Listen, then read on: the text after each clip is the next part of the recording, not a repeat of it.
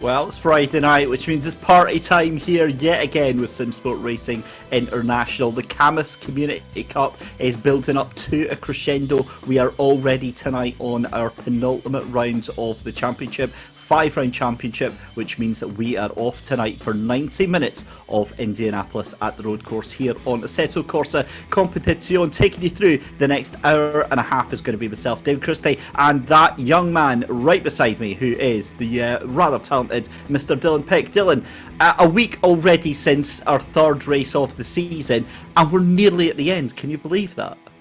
Our intro gets more and more hype every week. I can't wait for next week, but yeah, it's been a brilliant championship. It's hard to believe that it's already round 4 and we've already had 3 rounds that have gone pretty quickly. I'm thoroughly looking forward to this round around Indy road course. Last week we had one I personally don't like at Snetterton, which was a brilliant round nonetheless, and I've gone to a track that you don't particularly like.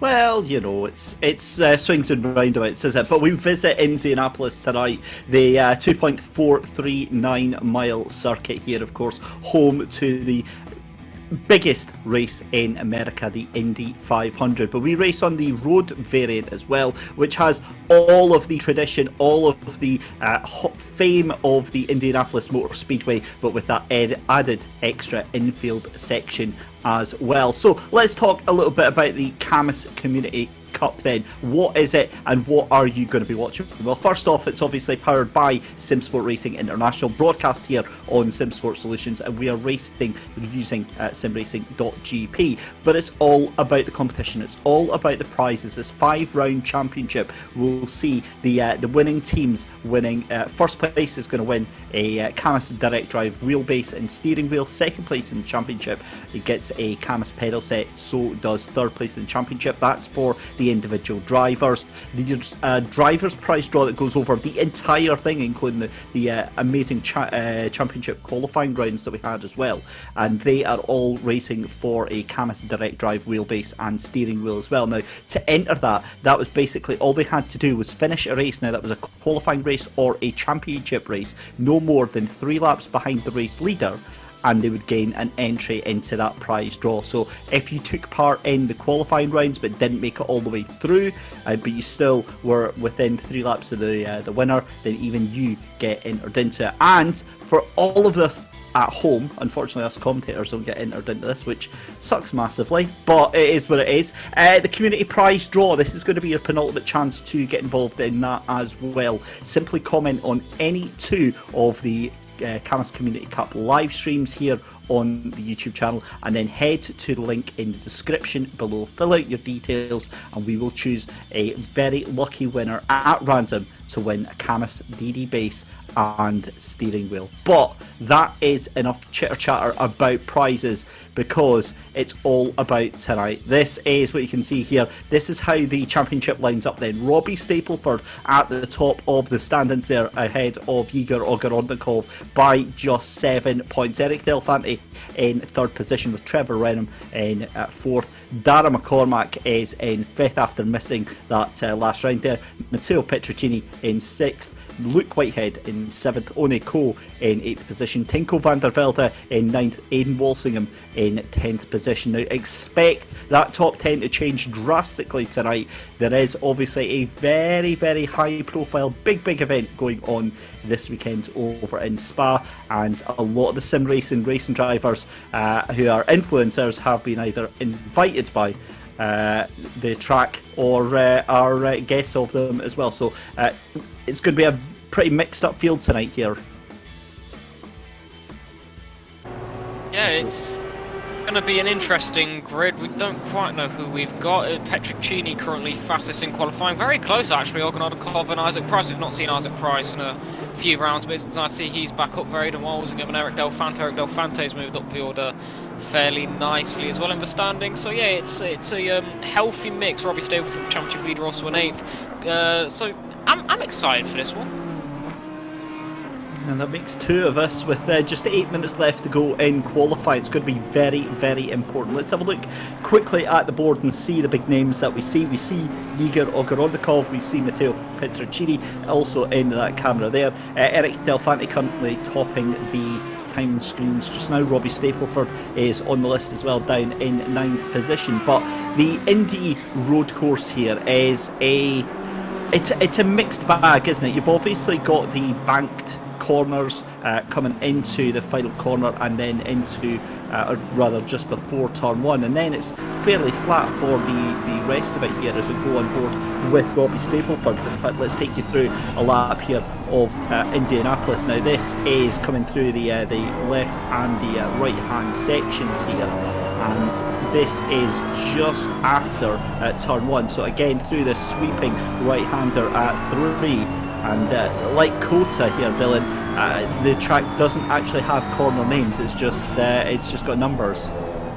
Well, it's a very American circuit in that sense, but at least there's no 1A, so it's a lot less confusing for us. But despite it being quite flat and having what people describe as not much character with the lack of corner names and sort of lack of elevation change, I still find it quite a good track. There's a good flow to it, I find, and there's a lot of good overtaking opportunities on the track as well. So it's one of those circuits I think has it all for a drive where you can overtake, but it's got that sort of tricky, challenging bits, which you're seeing Robbie Stapleford go through now just before he gets back onto the oval section of the course. So it's still got a fairly nice flow to it whilst having those overtaking spots. Despite being flat, it is quite a good circuit in my opinion.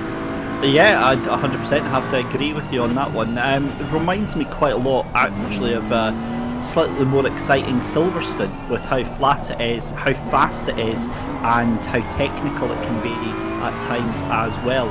Obviously, a big hit with the drivers, but they've not had a lot of time in real terms to prepare for tonight, to practice for tonight, given that this DLC, this Indy DLC, was only released last month. I wonder how much, Dylan, that's going to affect the drivers' performance tonight.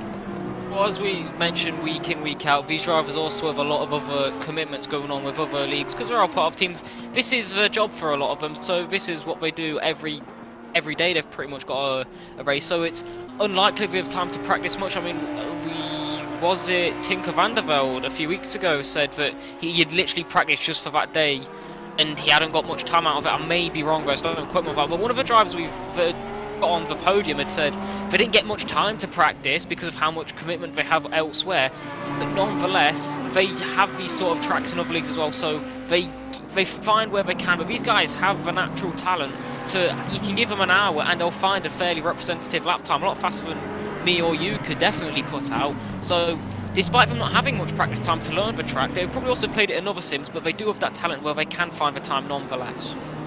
Yeah, for sure. 4 minutes and 45 seconds left to go. We're watching Aidan Walsingham here for the McLaren Shadow project in that 188 machine, and just hearing in our ears, I've got to agree with our producer there, Dylan. That looks like a mighty comfy seat that Aidan's in, and he looks very chilled and very relaxed there.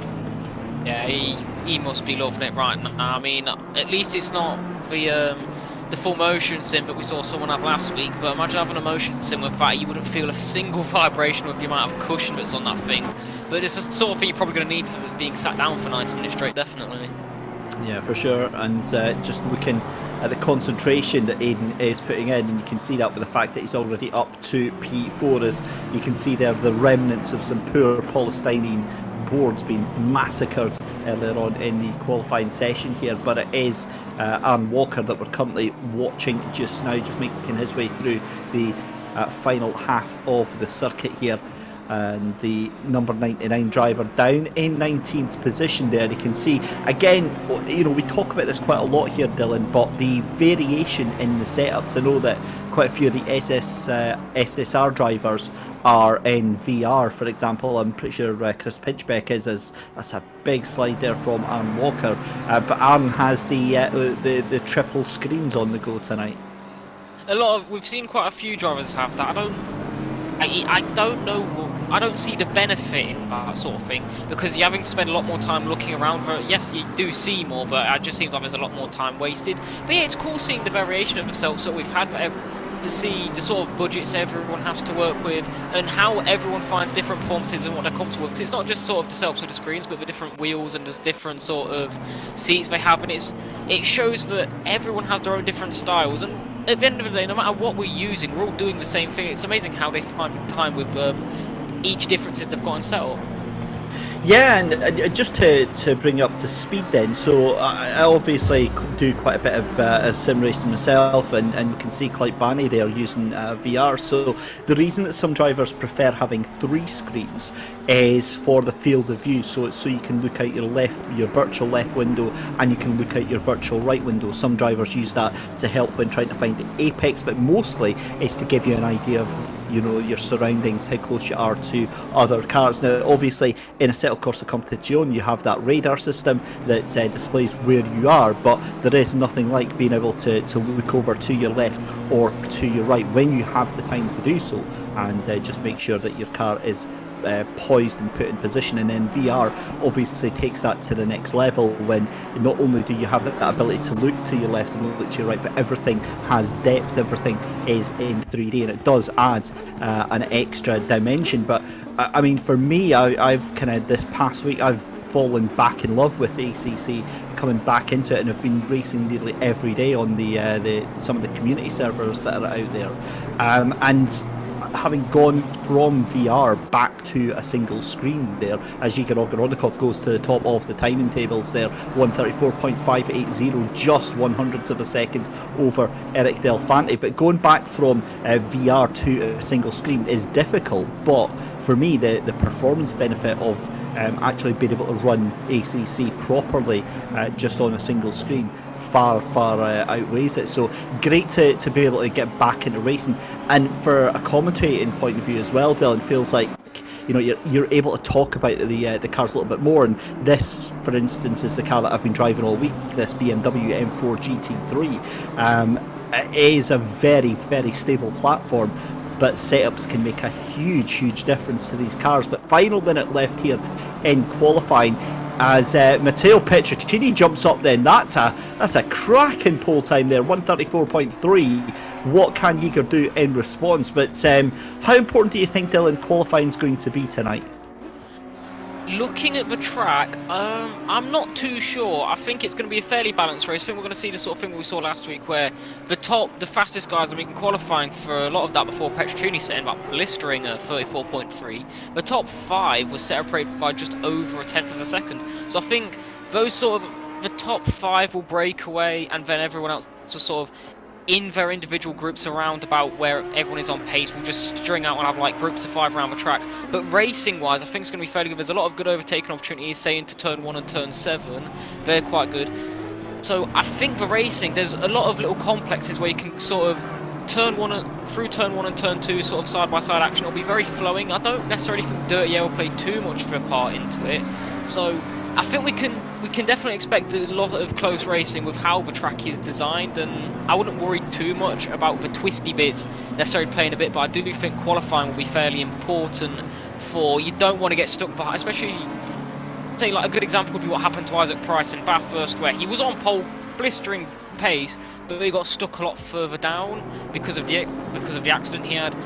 And then you're struggling to make your way up. So you do want to be in the area where you're going to be stuck in a group of people your pace where you can follow with, so you don't have to close through. But even if you do get stuck, say, a few positions a bit lower down than you should be on your actual pace, you will find it quite easy to go and make your way up the field with the overtaking opportunities that the track provides. Yeah, for sure. So qualifying is done and dusted. Last cars making their way through the final couple of corners now. We're watching Robbie Stapleford. It looks like very wide into the final couple of corners there. Eric Delfante, though, takes pole position right last gasp there, 134.360, just 1/100th of a second over Matteo Petrocchini. What can Robbie Stapleford do?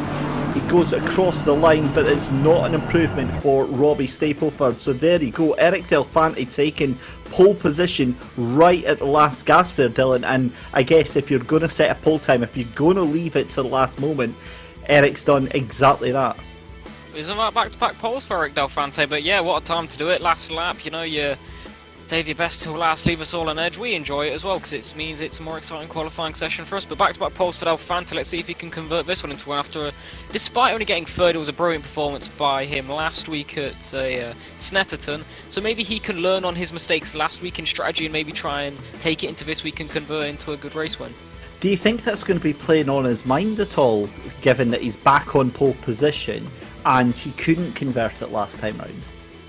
Not really. I think, especially speaking to him last week and having the sort of face cam on him, he's a very calm driver. He doesn't seem very fazed by it, and I think he seems a very intelligent driver. He'll be able to take it, almost like Robbie Stapleford has in the opening few rounds, take his mistakes in the previous rounds and how he, say Robbie was stuck in second and third and strategy and being patient on track and couldn't make his way up the order.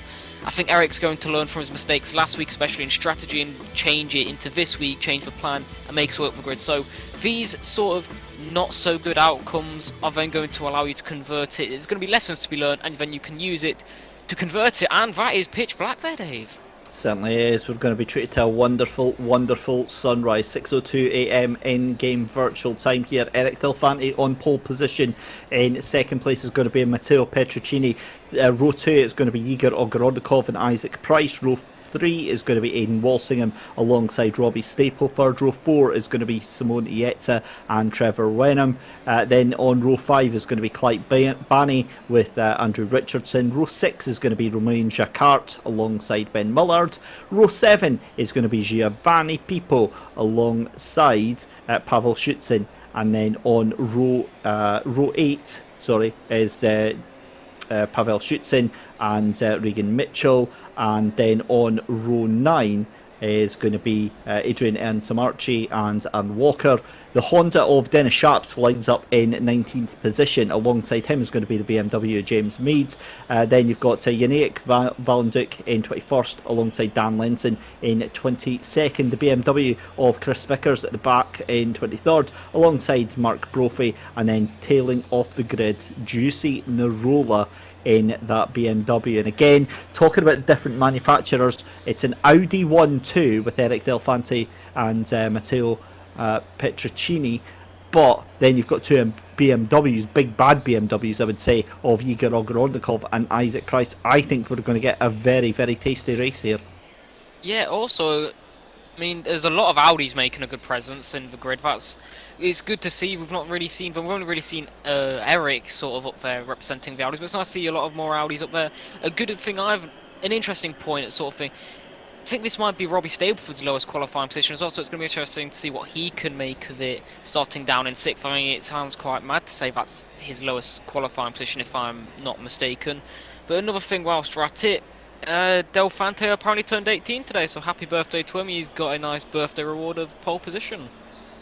That's exactly what you want, isn't it? Happy birthday indeed to Mr. Delfante. A minute and 50 left to go in this penultimate round of the Cammus Community Cup here on Simsport broadcasts and Simsport Racing International. David Christie and Dylan Pick taking you through all of the action tonight, and we get ready to go for 90 minutes here around Indy. Dylan, I always ask this, but I wonder what is going through the minds of these drivers right now. Last minute setup changes, or do you think they're just locked, loaded and ready to go? They will have a good plan, sort of setup wise and everything they need, but I'd be more worried about the run down to turn 1. It's quite a long run to turn 1. It's quite a sharp first turn as well, so a lot of overtaking potential there. It's longer and more tighter than what we had at Watkins Glen, I believe. I mean, Snetterton wasn't the sort of best sort of overtaking place. It's more of a sweeper than a tight, more overtaking opportunity. We saw some people go for moves, so the possibility was there. At Bathurst, very short run, so I think they're more going to be worried about their game plan in towards turn 1. I think they're now past that in setups, about getting themselves in the zone. What's the plan? If a gap opens up, do they go for it, or do they be a bit more cautious knowing that there's 90 minutes on the clock and try and play the long game? So I think trying to find the mentality and getting a game plan into turn 1, especially if you're indecisive, even on the formation lap, as soon as you hit the line, if you've not decided what you're going to do, you can change your mind in the braking zone, and that's what causes accidents. So I think they're smart, they're going to be aware. We need to get the plan down now to avoid sort of any major catastrophes. Well, that's exactly what they have got in store for the next 90 minutes. It's going to be the Battle of the Brave for the entire hour and a half. So many big names, so much resting on tonight in terms of the championship as well. A lot of bragging rights and a lot to fight for as well. That is exactly what we have. So as I said, Eric Delfanti in pole position ahead of Matteo Petrocchini. The two Audis set off as the lights blaze up the track here at Indianapolis. 6:15 a.m. in game time. That will rapidly go through, and I would imagine we'll start getting the sunrise around about 7 a.m. Now, the other point that we've not spoken about, Dylan, is the fact that they did all the practice and qualifying in the daytime, but at night time, it's a little bit intimidating here.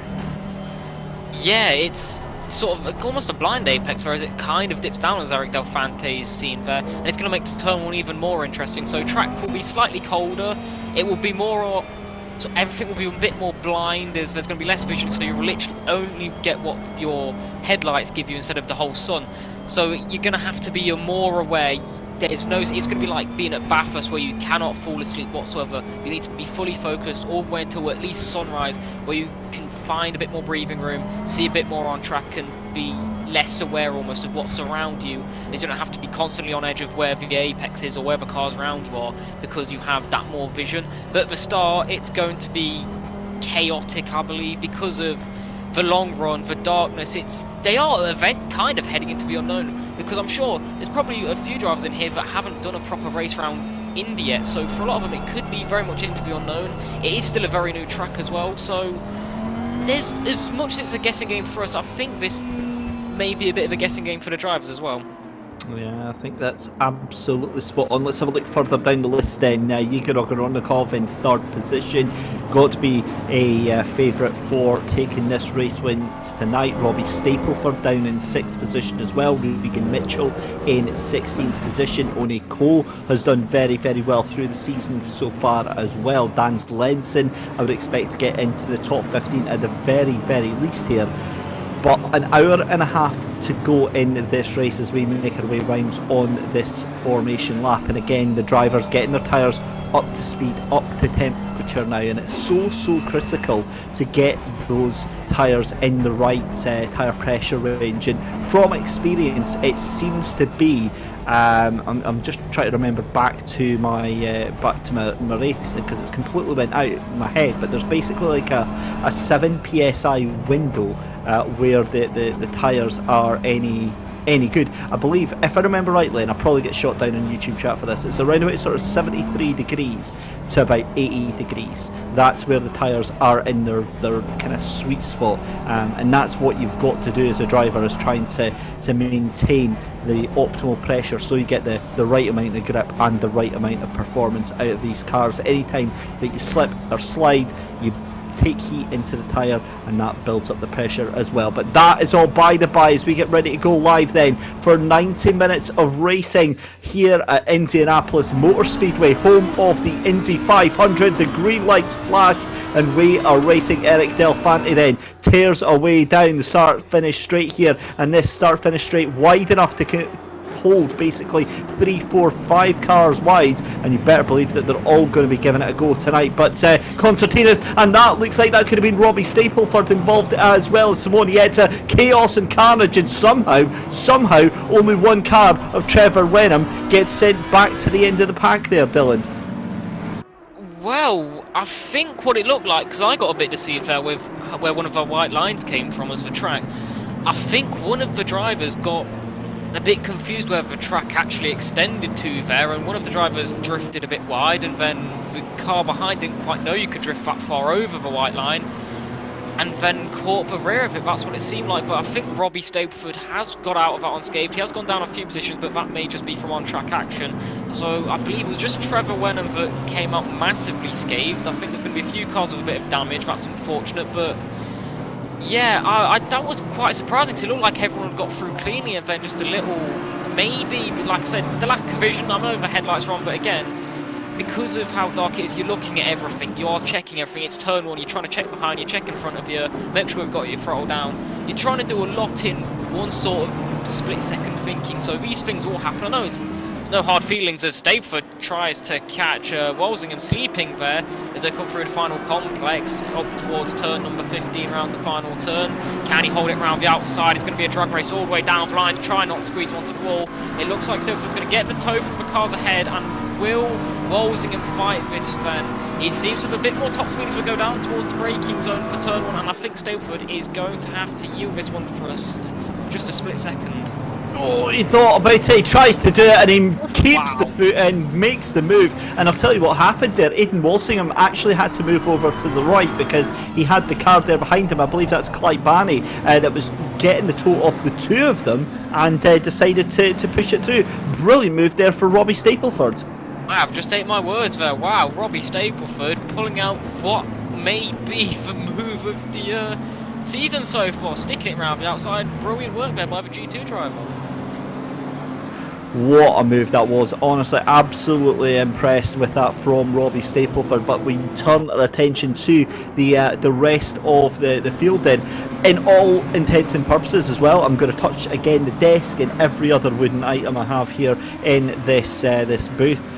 I am very impressed with the quality of that start. That was a brilliant start for everybody involved there, and a much more calm and relaxed affair given some of the starts we've had previously on. Yeah, there was obviously the incident with Trevor Wenham, but it does seem to be one of those things that it's turn 1, someone's going to get tagged. It's unfortunate, but when like 25 cars are all just barreling it down towards quite a sharp turn 1 in the dark, someone's going to come out a bit worse for wear than when they went in. We don't want it to happen, it's going to happen. Yeah, everyone else though, credit to them. I mean, I was rather impressed seeing, especially the first sort of 6 cars go through. There were a lot of side-by-side action, but the space that was leaving, it's very respectful. It's good to see that sort of respect everyone's being given, especially as well with the Robbie Stapleford move. Him and Walsingham leaving each other that space to have that manoeuvring room around the outside. So it's good that we've got that level of respect there that the drivers are having, despite the sort of tricky starting conditions that they've been gifted. Yeah, I think that's the case though, isn't it? As we see Dennis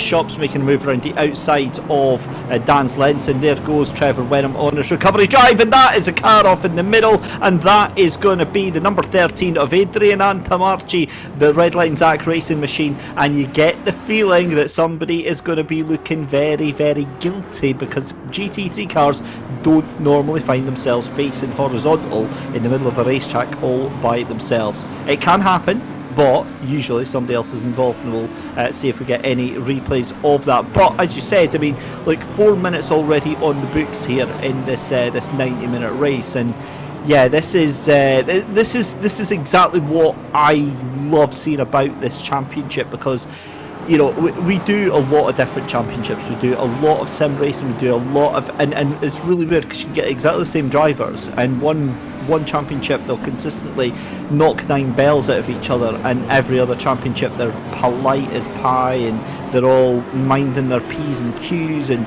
it's none of the madness, and we're certainly seeing this. This is all being decided on the racetrack here, and I think that's partly enforced due to the fact of the fantastic stewarding team we have behind the scenes, dishing out basically all the penalties from race control and dealing with incidents as and when they happen, providing an effective deterrent, I think, for a lot of these drivers. You're seeing James Mead here for Alpha Simsport. Now he is putting Aaron Walker in the 99 McLaren under a lot of pressure here right now. That McLaren not looking very comfortable, not looking very confident. Seems to slip and slide about at the back, and as I said there, that brings in more heat, and that is when your pressures go through the roof and you just go backwards like a stone.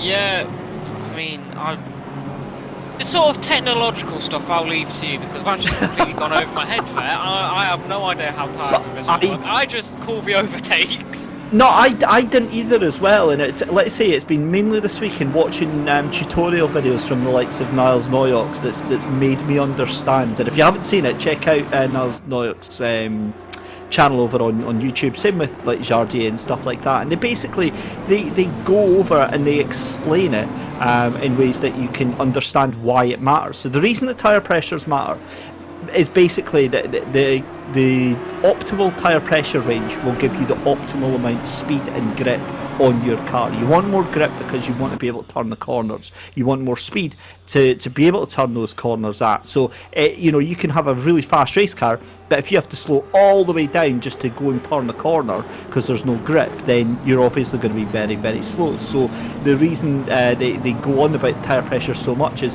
especially in this game /sim at Assetto Corsa Competizione, tyre pressures and the accuracy to which this game is modelled, tyre pressures are absolutely one of the most important factors on your race car. You could be absolutely amazing, but if your pressures are even 1 to 2 psi out of the range, out of that optimal range, you would be amazed at how quickly you go flying back, especially if your tyres are too hot and they're over pressured, so they're over that 28 psi, then your car starts sliding, you start weaving about, and it puts more temperature into the tyres, which in turn makes the pressures even higher and makes it even more difficult to drive. I find that it's very difficult when you, like in this situation here, Robbie Stapleford and Isaac Price, I crumble like a cheap suit whenever I'm under pressure. So like I really get flustered quite easy. So I see the lights in my mirror and I'm pushing the car harder and I'm trying just desperately to beat the guy behind me. And that's the wrong way to drive, because it pushes your tyre pressures through the roof because you're driving way more aggressively. And it's the weird thing as well, Dylan, is the fact that all of the stuff that I've learned in sim racing is stuff that can directly apply to real life racing as well. So it gives you an understanding of, you know, what toe angle does, or what camber does, what you know, what difference the relation between pressures do. As Robbie Stapleford, that was practically handed to him on a plate there from Isaac Price. But it's amazing to see how much of this can actually translate.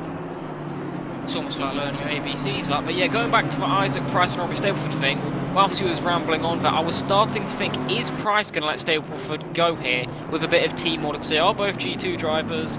Stapleford is leading the championship. He's currently got the fastest lap. He was all over the back of Isaac Price. So instead of those two squabbling and letting the top three run ahead, why not let the championship leader go and attack them? Because Robbie's looking like he's got some good pace right now to maybe attack Petrocchini, Argonaudkov and Del Fante. Whilst Isaac Price probably does have the pace as well to get involved in that. He's not got that championship position, and why this deep into the championship now with some very good prizes from Cammus on the line, why risk having an accident and ruining a good chance for sort of allowing Argonaudkov to come back at Robbie when you can just let him through and let Robbie do his thing? And this is Regan Mitchell on the back of Pippo, who had a brilliant drive last week, gaining about 15-20 places. So he's looking to improve on that one, but he's going to have to deal with the pressure from Regan Mitchell behind. So it's, yeah. Had the pleasure of meeting Regan Mitchell this year earlier on at British GT at Oulton Park, and you couldn't ask to meet a nicer, friendlier young lad. Very, very enthusiastic and knowledgeable about these cars here, and it's been, you know, it's been great to watch his progress coming up through the ranks. You see him towards the mid-pack of the field here, and now just on the verge of breaking into the top 10 here, as you see a cracking battle here, and a broadcast director almost telepathic there, switching to that action in the background there. That's Mark Brophy getting overtaken by Yali Valentuk there, almost getting overtaken there, somehow managed to stick that Porsche back round, but that also means that Schutzen in the 930 just behind there, looking very, very dangerous indeed here, and you can see just how much that BMW wants to try and get past here. And the problem is, he gets to the back end of that Porsche at the wrong end. You see that he has to let off the gas, he has to, you know, let go of that momentum, and that brings him into the clutches of the McLaren there, as Pavel Schutzen misses that and gets taken by Dennis Schupps there in the number 11 Honda. Trevor Wenham in the number 3 Porsche there. So Schutzen already down into 19th position here. Just looking up the top there, it does look like that's a little bit of a gap starting to be opened up there by our race leader over Igor Ogorondikov, and yeah, I think he'll be happy with that, because last lap round it was 5/10 of a second, now it's just over 8/10 of a second. Valentuk there, So say Trevor Wenham was down in 25th position at the back after turn 1, he's making his way right back up, so we'll go back to Robbie Stapleford. So if Robbie Stapleford can get past Petrocini and Orgonodikov, if he will have the pace to put the pressure on Petrocini, and Orgonodikov has gone and brought that gap down by 2/10 to Del Fante, so Del Fante's not quite running off into the distance here. Orgonodikov's keeping him on his toes, and I would, in a good 10-20 minutes, I'm sure Stapleford will be on the back of him as well, because right now he is looking on fire, and I don't think it's going to be long before he's dispatching Petrocini. Yeah, I think you're absolutely spot on there. I'm just watching Eric Del Fante on that timing screen on our live time, and you can also head over to pitwall.live there. And just looking on the tail end of Matteo Petrocini here, and I'm just thinking to myself, you know, it was only like 2 laps ago that this was the same position that Isaac Price was finding himself in. Now, Matteo Petrocini for Esports Sim Racing Team, obviously not going to have those team orders, and you know, Robbie Stapleford just makes it look so easy.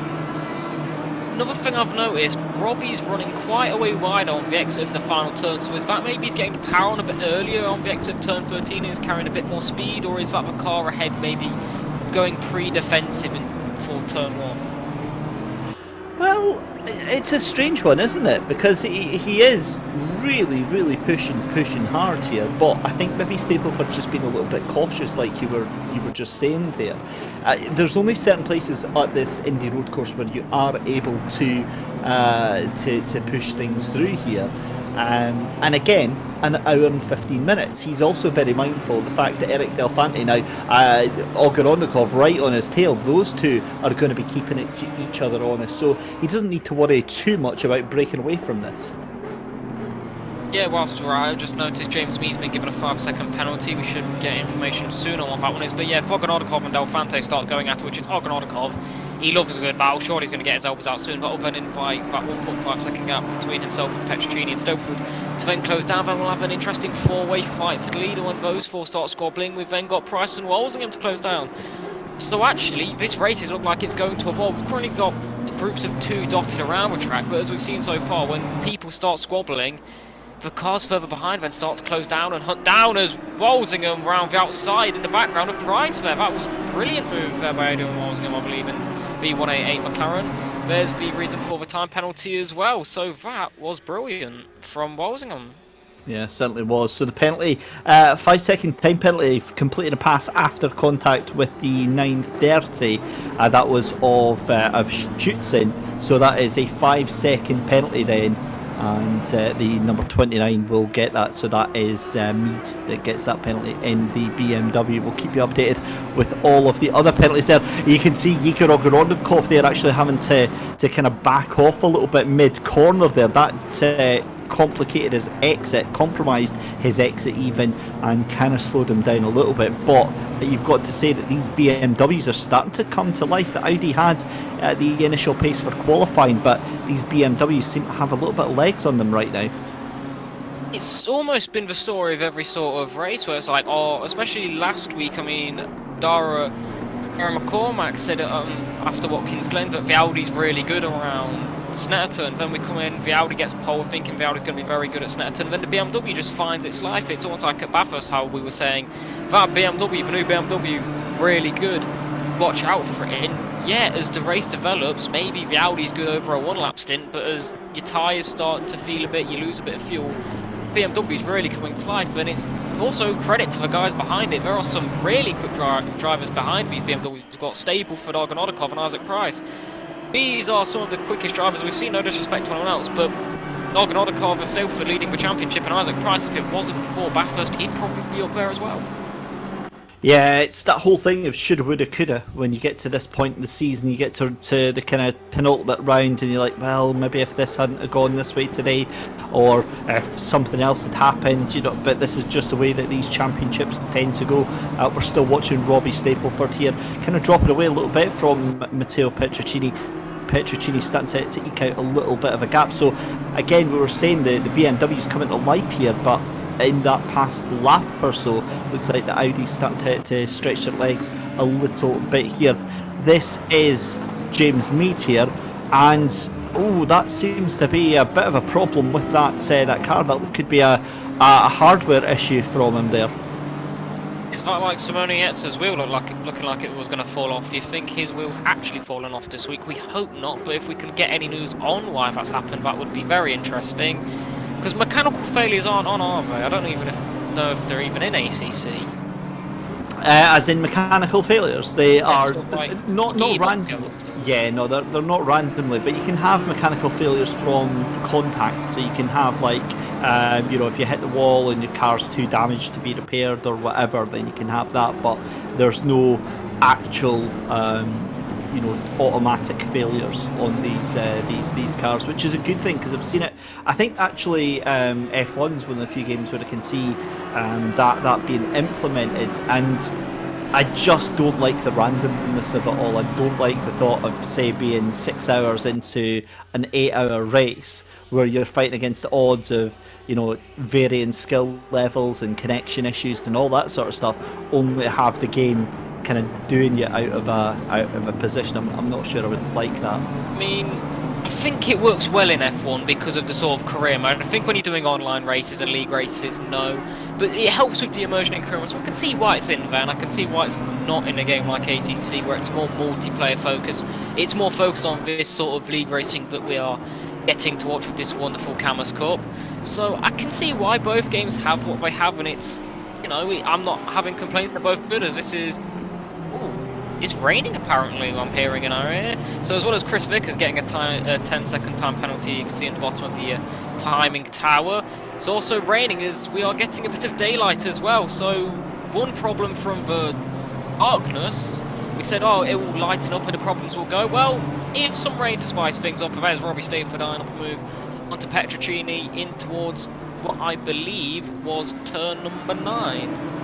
Isn't it just? Goodness me. Now, I'll be honest with you, I'm a little bit spoiled in these broadcasts. I'm used to seeing my little weather meter at the top right there. So obviously, the first we're seeing of it is the windscreen wipers on the cars in front. Now, this is going to change things massively because I've always, again from personal experience, I prefer being in, say, like the BMW. Now, it does look fairly inconsequential right now, but if that rain intensifies, we're going to have a question. And there we go, Gorodnikov already into the pit lane, so is Ian Walsingham, so they've decided to take the gamble. Now that's surely got to be for wet weather tyres.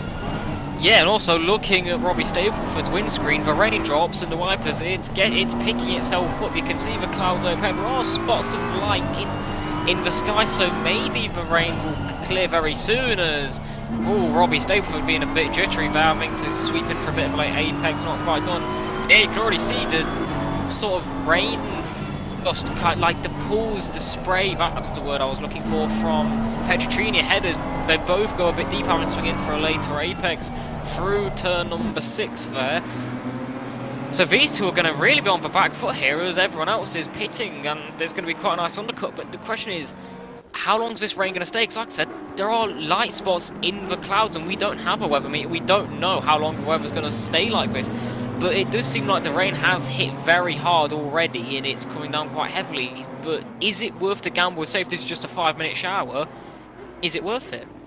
Well, I've also noticed that Gorodnikov's still in pit lane just now, so we'll keep our eye on that one and watch these drivers. So they might just be getting their pit stop out of the way. But either way, Robbie Stapleford making his way down as well. Yegor Gorodnikov then comes out of pit lane after doing his pit stop. Now that's not updated, that's not said that he's completed his pit stop, that's not gone green. That is very confusing because if you look at Walsingham and Banney and Richardson and Mullard, they've all completed a pit stop. But yeah, now I don't know, is that a bug with the timing tower, or that is bizarre? I think someone pointed this out last week at Snetterton, where we thought Gorodnikov might do his funky fuel strategy. Has he not taken... That is probably just for wet weather tyres then. Has he not taken fuel? Because you don't have to take a litre of fuel before you can... That's a brilliant point, yeah. Yeah, I think it's probably because he's not taken the mandatory 1 litre of fuel. So I think, yeah, that almost guarantees us probably wet weather tyres then for Gorodnikov. He thinks that's here to stay. Robbie Stapleford is all over the back of Matteo Petrocchini, as well as Petrocchini's having to go very defensive there, and surely can Stapleford find a gap? No. Petrocchini slams the door short, and Isaac Price has been invited onto the back of him here as well, or is that a lapped car? I can't quite tell. It's not in a G2 livery, but Price is there. Yeah, Price has got himself onto the back of him as well. So Stapleford's being held up here now by Petrocchini. Petrocchini's quite evidently struggling here in the wet weather in his Audi, so that's now allowed the teammate of Stapleford to close in. Oniko's in the pit lane as well. He's got the green mark to say his pit stop's been done. So I believe that everyone we've seen has gone onto wet weather tyres, and just Argonautov's not taken his 1 litre of fuel. That is absolutely bizarre. So by that reckoning, then, I mean, well, obviously I don't think there'd be enough fuel to go to the end at this point. However, I'm just looking as well. 7 seconds is the difference. Is up the inside. Looks Robbie Stapleford. That was very, very lucky, and they're all into pit lane. Then Eric Delfante, Matteo Petrocchini, Robbie Stapleford, all heading in. It looks like to the pit lane as Igor Ogorodnikov makes his way around the track here. Now, the track is absolutely soaking here. An hour and 7 minutes to go here.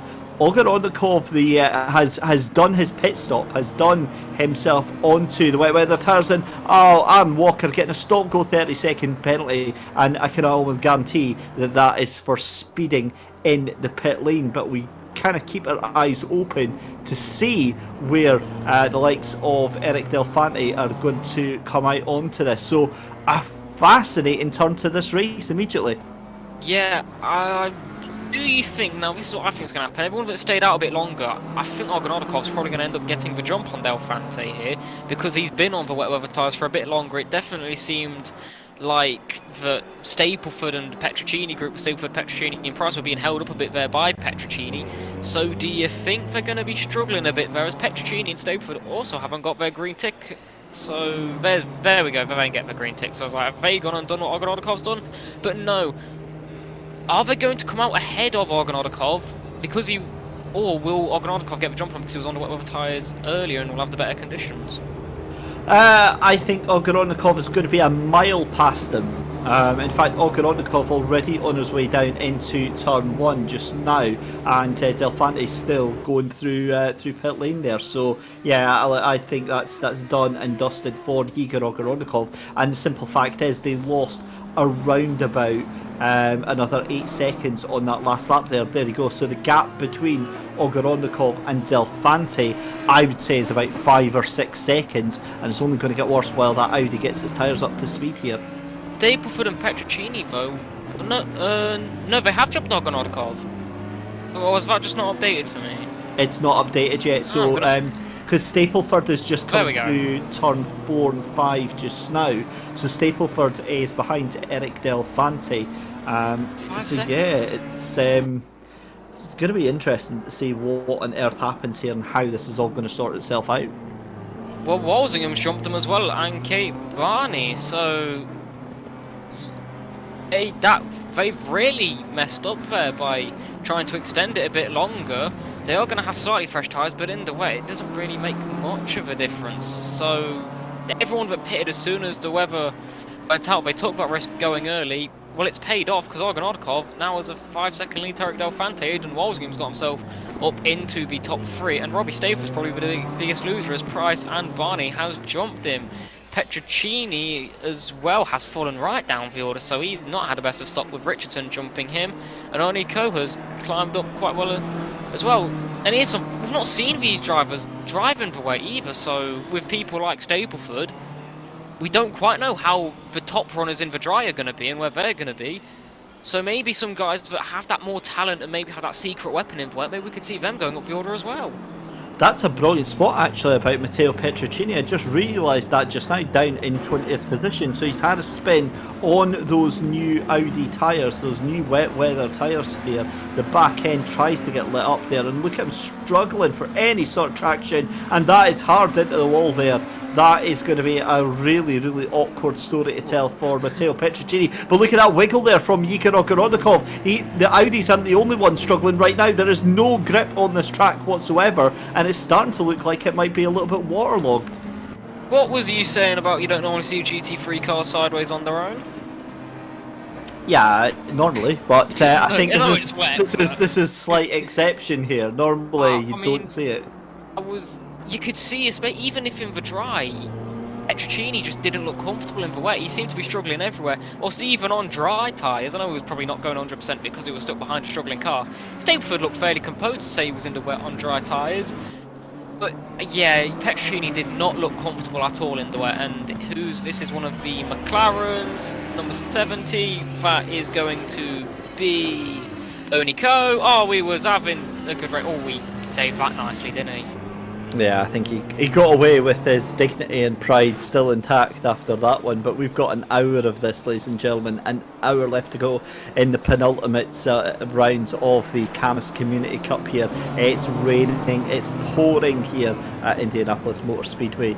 Igor Ogoronikov ahead of Eric Delfanti by nearly 6 seconds after a fortuitous strategy decision there for Ogoronikov, but remember he still has to come in once more to complete his mandatory pit stop, but he'll be hoping that he can build up that gap there, and I would imagine that Eric Delfanti and Walsingham might be hoping that they can do this on the strategy until the end.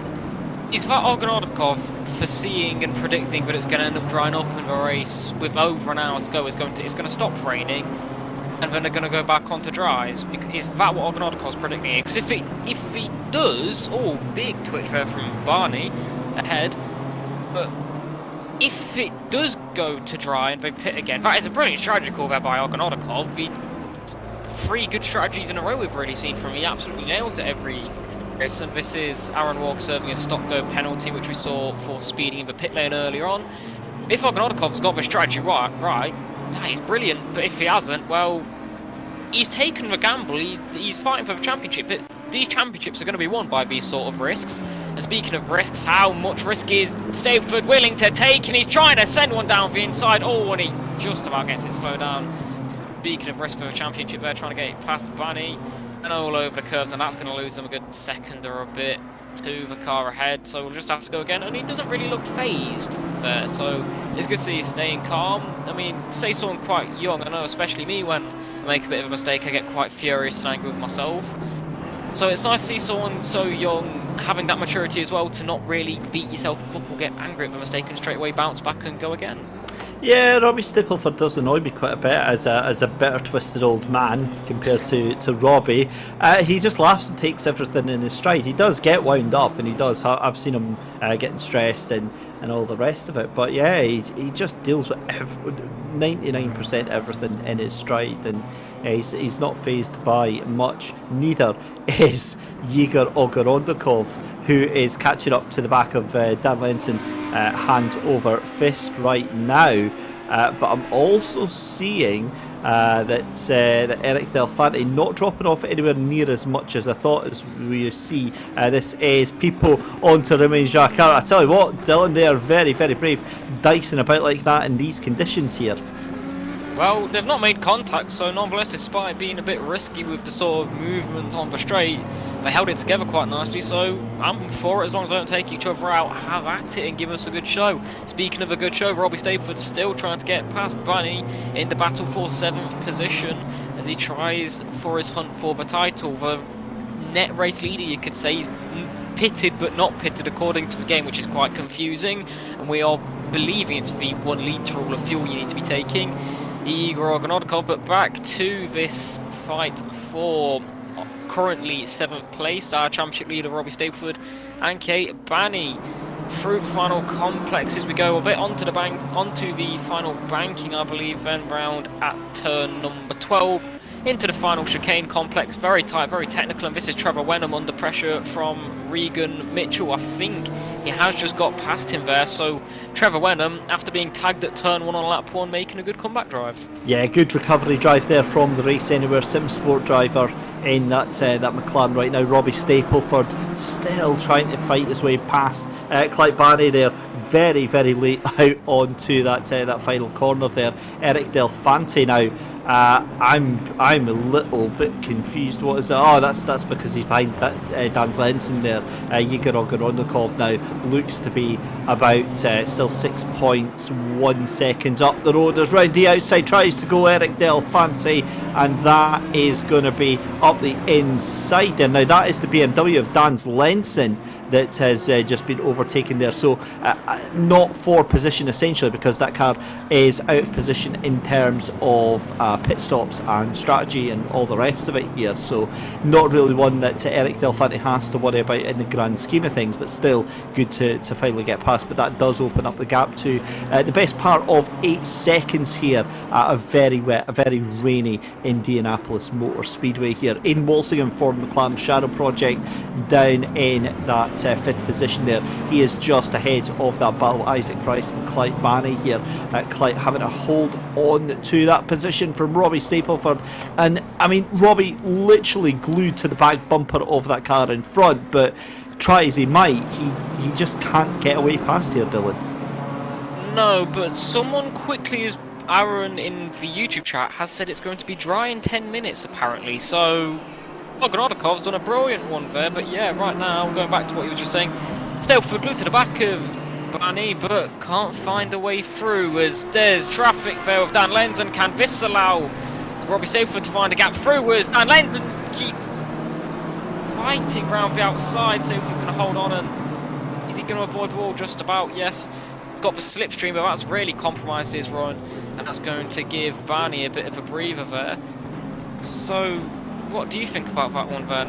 It might be dry in 10 minutes apparently.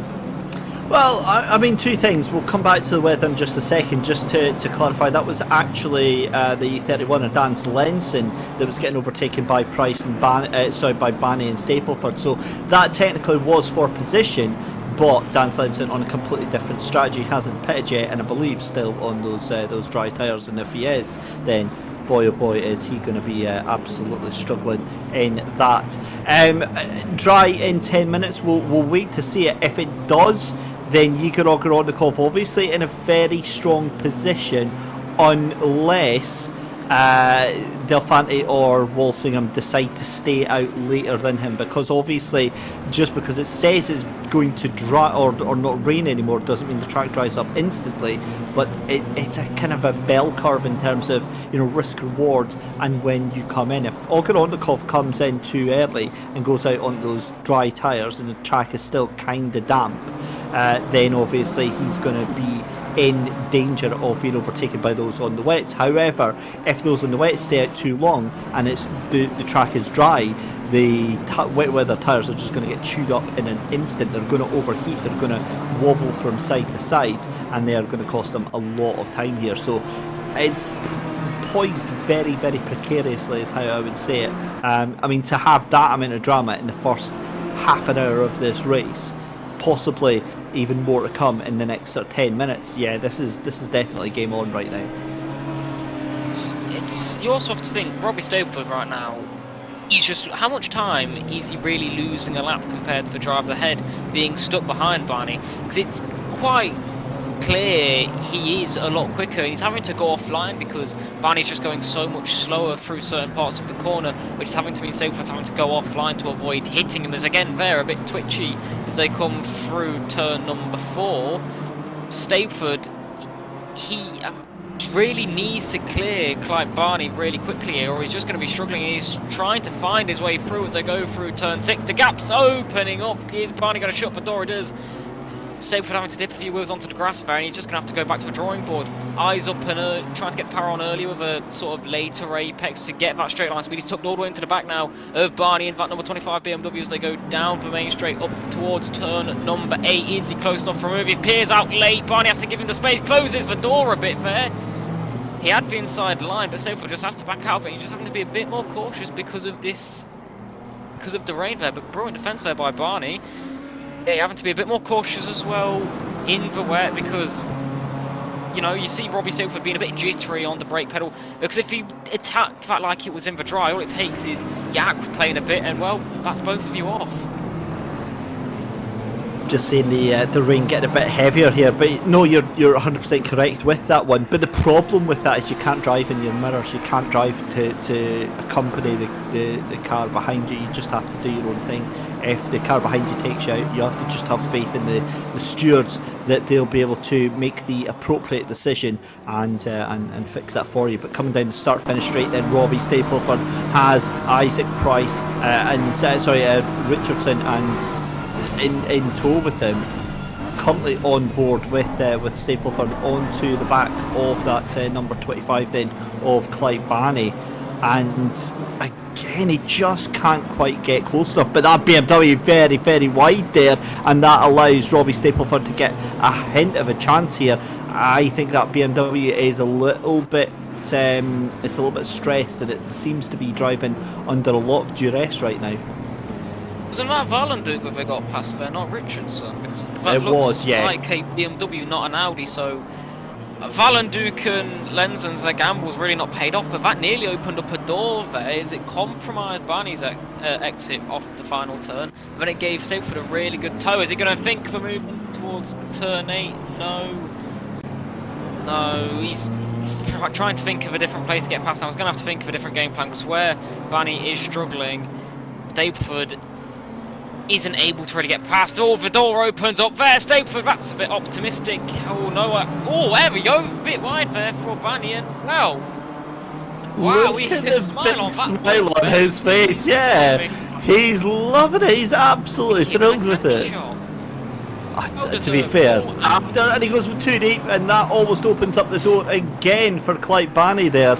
He's not going to be happy, and to be honest with you, Barney, yeah, he's still a bit stressed now. You could tell the frustration was there. He wanted to get past so badly. However, Barney is massively overdriving that car right now. He might make this work. He's got the biggest Cheshire Cat grin you can imagine, but here comes Clyde Barney down the start-finish straight here, Dylan, and it's getting to the point I actually almost can't look right now, because you get the most horrible feeling that a little slip of the brakes and it could be game over for the two of them. No, I don't necessarily think that. I think they've been very clean in their sort of racing. They've been very clever. They've been very cautious on their throttle. And this is a very nice battle. What 5 cars we've got here? This is Roman Jacquard. He's with Mullard, Lenzen, Pippo and Trevor Wenham at the back there. There's Trevor Wenham on his comeback. Is Dan Lenzen still on those dry tyres? She's surely going to be absolutely swamped here by everyone. Roman Jacquard stuck behind Dan Lenzen. That's going to be Giovanni Pippo finding his way through. And now Trevor Wenham surely is going to follow through on that one round the outside, and being stuck behind behind dry tyres is not what you want, as there's a bit of contact there as Trevor Wenham's going to get free in one corner and no bit of contact. Oh, and how have they all relatively stayed on track and not gone sideways there?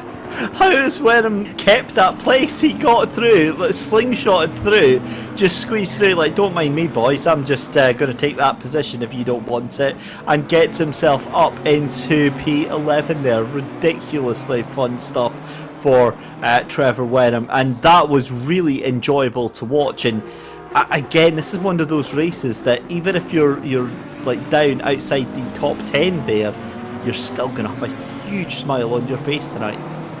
That, I've got a massive smile on my face. That was brilliant there. I mean, Dan Lenzen's strategy, Lenzen and Valenduke not pitting and being on the dry tyres in the wet, has kind of spiced things up a bit. It's made it very interesting to see how well they're doing. Valenduke's holding on fairly nicely for now. He's obviously going to get swamped and he's going to be slower, but Valenduke's holding on a lot better than Dan Lenzen is. Dan Lenzen's clearly struggling. Well, yeah, he's dry tyres in the rain. So he held Jacquard there. Jacquard had a good move building up, got held up behind Lenzen, and then Pippo came through, a bit of contact, and then Trevor Wenham got free in one corner, and Trevor Wenham's now trying to get Ben Mullard as well down the main street. Jacquard has got business to deal with though. Jacquard tries, as that's a bit of a late move, as Wenham nearly sent Jacquard into a bit of a spin, but Jacquard was onto that one nicely. Wow, this is brilliant, Dave. Yeah, this is a proper dicey little fight here. Ben Mullard there in the 10th position Audi had a lot of support there in the YouTube chat just before we went on air there. And yeah, Trevor Wenham, I mean, fancied it. Had to get defensive as Jacquard fancied having a go as well. And Giovanni Pippo is just like, yeah, can you guys just all crash so I can get the top 10, please? Thank you very much. That's exactly what's on the mind. The other thing that I'm watching right now is Eric Delfanti, because he has now got Aidan Walsingham right on his tail, and Isaac Price as well. And shortly is going to be Robbie Stapleford, although Stapleford is about 7 seconds away, as that's optimistic from Ben Mullard, pulls out in plenty of time, thankfully. But I think while we've got a 3-car fight for second place, if that keeps going on at the way that it is going on, Robbie Stapleford may be able to catch up to that group in about 20 minutes time. Now, We also give some good credit. Trevor Wenham, he was 25th after turn 1. that's a heck of a recovery drive. Next Pippo's drive last week from about 10, 15 places from about outside the top 20, somewhere into near the top 10, and makes that look like light work. There's some sunlight as well. That's going to be blinding the drivers. Not the place to really want it. Yeah, I'm hearing it. It does look dry. A dry line is forming. There's no visible rain whatsoever, and the sunlight is now peering down. And Ogonodikov, he's going to be rubbing his hands here, and someone else is going to be rubbing his hands is Roman Jacquard as he sees the opportunity. There is a dry line forming, but Jacquard's having to dip onto the wet line. Can't quite find his way through Ben Mullard. Jacquard, surely he's going to be getting a bit frustrated now because it's about 3-4 laps in a row. He's been stuck where he clearly has the pace to get past these cars, but for some reason or another, able to find the gap. Yeah, but it's done now. You have to immediately switch off that instinct to fight for the position ahead. And the one thing now that matters is tyre management, because these tyres will cook so quickly. Don't be surprised to see cars maybe going off what you would consider the typical line, just to try and get some extra cooling into them before they feel it's ready to be able to take slick tyres on. And you know, it could be the case that the first couple of people go a little bit too early, and that gamble for dries doesn't pay off at that point in time. But somebody is going to be a barometer, and it be used as a guinea pig. Well, we've seen how early people bit going onto the wet weather tyres, so sure, is this now maybe people like Stableford, Price and Delfante who sort of went a bit later? As Simonietz has got a 5-second penalty. We'll get news on that for you soon. Is it maybe for the guys that went a bit later and didn't bite the bullet now to bite the bullet and take dry tyres early and maybe take that gamble and sort of repay the favour? Because right now, Ogonodikov's 10 seconds up the road. Yes, he's going to have to do that fuel thing, which we've said, that weird rule. The weird rule in the pit stops, which if you don't take a litre of fuel, it doesn't count as a pit stop. So do you think now it's time for the guys that maybe went a bit later to try and get their own back on the guys that bit the bullet early when it started raining? This is Trevor Wenham getting past Valenduc very easily as Valenduc's on the dry tyres. Hippo taking an entry, got a bit bored. Is it now maybe for time for those drivers that went a bit longer on the dry tyres when it first started raining to maybe get their own back? Because you're going to need something special to catch Ogonodikov right now, because his strategy has put a lot of people involved. Yeah, some valid questions there. I think the issue is obviously they can't do an hour and 30 on one tank of fuel, so they have to come into pit to get some fuel. So regardless of when Ogonodikov comes in, he has to get that fuel. Now, what that does mean is that Eric Delfante and Walsingham don't have that maybe 1.5 to 2 seconds that Ogonodikov is going to have to be stationary to get that fuel in. They've taken tyres. Everyone's going to have to take tyres to go into the fresh ones now. I'll tell you in a minute if it's time for dries just now. It's not just now, because the lap times are still 1:42, 1:43, so the track's still greasy. It's still quite slidey out there, but give it another 2-3 minutes, give it another 2-3 laps, and I think we're absolutely going to be in the window for those dry air tyres just now. Ben Mullard making his way up into 10th position. Got to give a shout out as well to Regan Mitchell, who's just taken 2 positions in the past 2 laps there. So great moves and really pushing quite hard in that 12th position is Regan Mitchell. He's all on to the back here of Ben Mullard, who's trying to undo that position swap here, but 44 minutes left to go, and this is now getting very, very feisty indeed as Regan Mitchell has a look up the inside of the BMW. Is that going to be an Audi trying to fancy that as well? It is. The Audi's never going to make anything happen, but that's a great move from Regan Mitchell. Had the confidence, and there's a little bit of contact there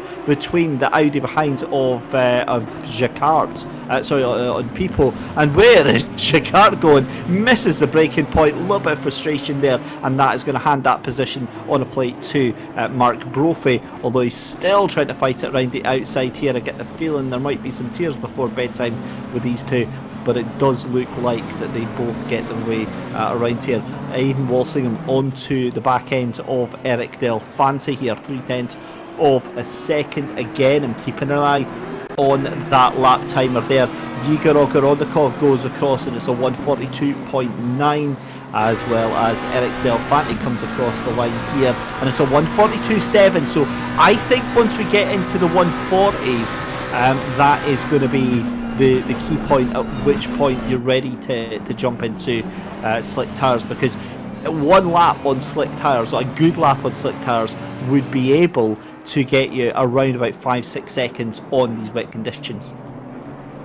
Yeah, so Delphante is eating a couple of tenths a lap, it seems, just watching the timing tower every lap or so. He's taking a couple tenths a lap out of Ogorodnikov. So do you think now that that a little bit longer, having those few laps fresher tyres, is helping Delphante? Potentially. I think that Delphante is pushing as hard as he knows the car can handle, and listen, that's a big factor in sim racing, is being able to recognise your own limits as a driver and your car's limits as well in the conditions. You just have to drive to what is out there on the track, and I think, you know, Eric Delphante, to give him credit, is doing the best. It's very easy in this situation where you've got a car right behind you to try and just push that a little bit harder, to try and get that a little bit more, and that's when it all goes suddenly very, very wrong indeed. But yeah, Eric Delphante doing a good job, but it looks like, I would have to say, from the body language of that McLaren, it looks like this is going to be a case of of when, not if. Aidan Walsingham's looking rather racy, and he's looking rather comfortable as well. I mean, we've seen that wonderful chair he's had, but let's see how much of his comfort zone does he want to get out to, and that's more rain.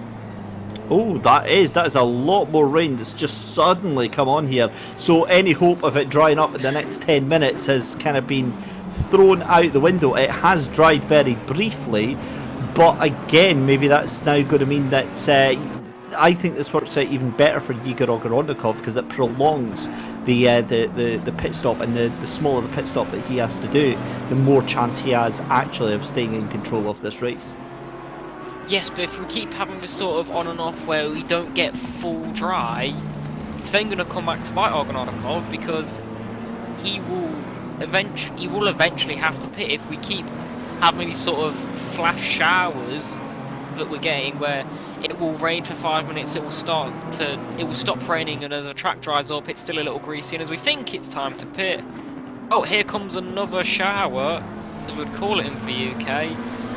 And in the long run, this could bite Ogorodnikov if we have these on and off sort of light rain patches, because Ogorodnikov, he still has to pit, as well as Valenduc and Lenzen. So when's it going to be the time for Lenzen and Valenduc to pit? Because they are still on dries on this track, and Ogorodnikov, yes, he's on wets, but he will have to take that pit stop, or we'll be getting quite a hefty penalty. And as you said, it looks like that McLaren's coming for a move. There's Aidan Walsingham's trying to go down the inside as they go in towards the final chicane, but that's down at turn 13, gets it comfortably done, and he doesn't look bothered at all by that. Good move there by the McLaren shadow driver. Yeah, I'd be punching the air in delight at that point, and absolutely nothing cool as a cucumber from Aidan Walsingham in the McLaren Shadow product then to take second position away from Eric Delphante, back with Regan Mitchell then just ahead of the Audi. I think that's Ben Mullard that he's just gotten ahead of there, and that looks like it could be, well, Trevor Wenham's going to be well up the road, so Ben Mullard just up in front as well. So 39 minutes left to go in this race here, and Igor Ogorodnikov almost 10 seconds to the good here up in front, and again, as long as it's going to be lashing down with this rain, he is in the prime position right now.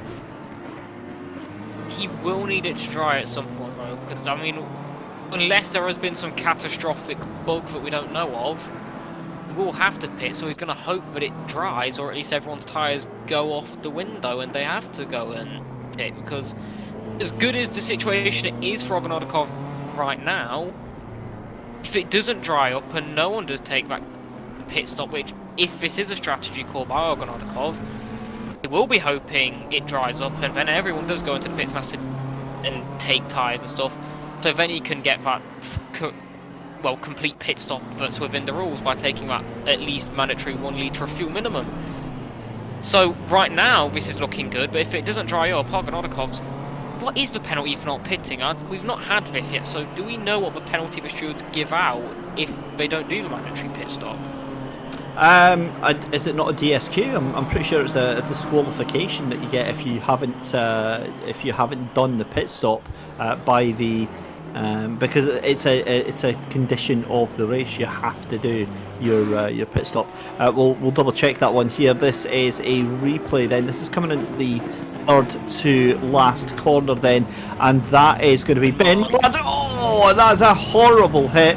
That is going to be Regan Mitchell that was involved in that one, I believe, in the Simsport car, Rocket Simsport car, and that rain is absolutely banging it down here at Indy. The sun trying to peek through here, but this is getting very, very difficult to deal with right now. Oh, and that is almost a huge moment for Yegor Ogorodnikov.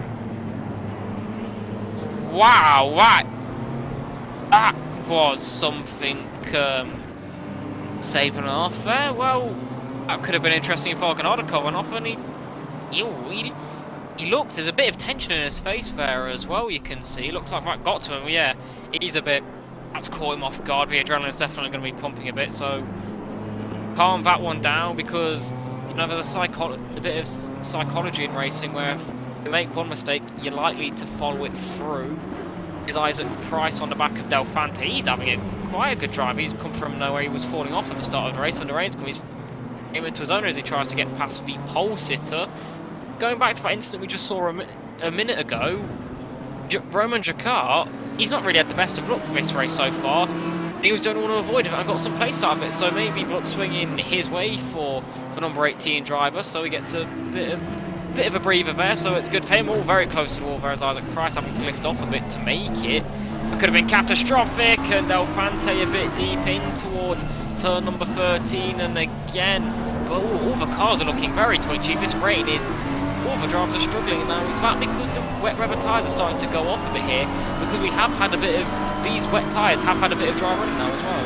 That's that could very well be the case. Again, having not experienced a wet weather race in way too long, I can't definitively say. It's my God, that's when the BMW's getting overtaken there. I believe that might have been Dan Lenson that was out of the way there. But yeah, oh, and that's a mistake there from the Audi just in front there.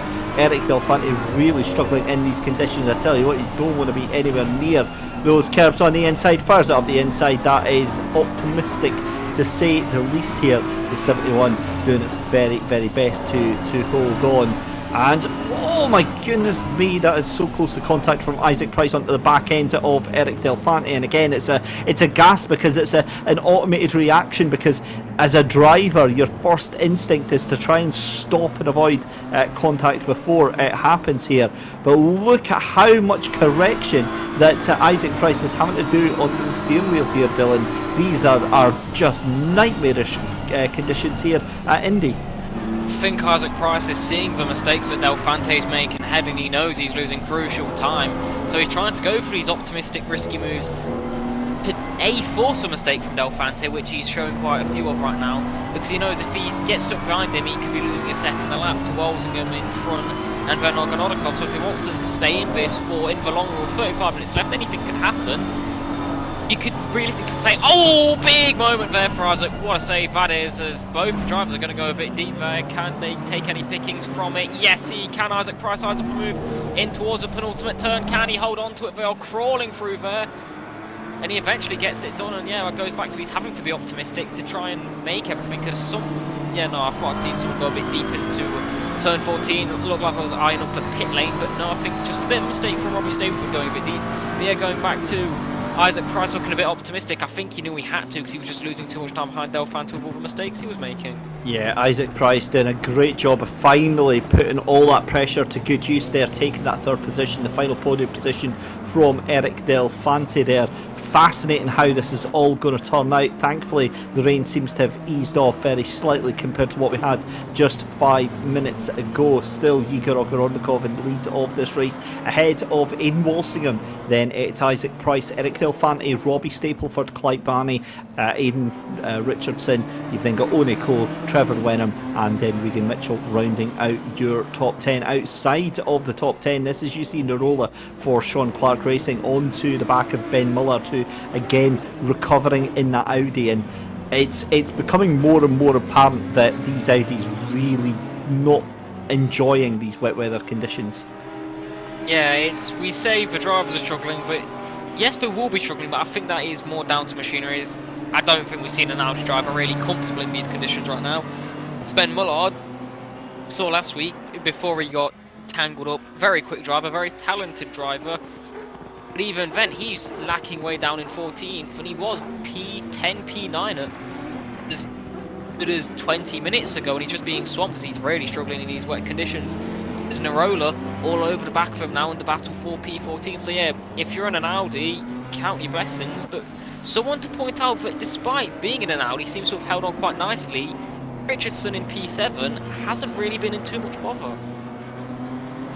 Well, that's it. That's exactly it. He's doing a grand job of keeping that car up there, but I think he's a little bit in no man's land in 7th position. He's 13 seconds behind Clyde Barney, and One Code's about 4 seconds behind him as well.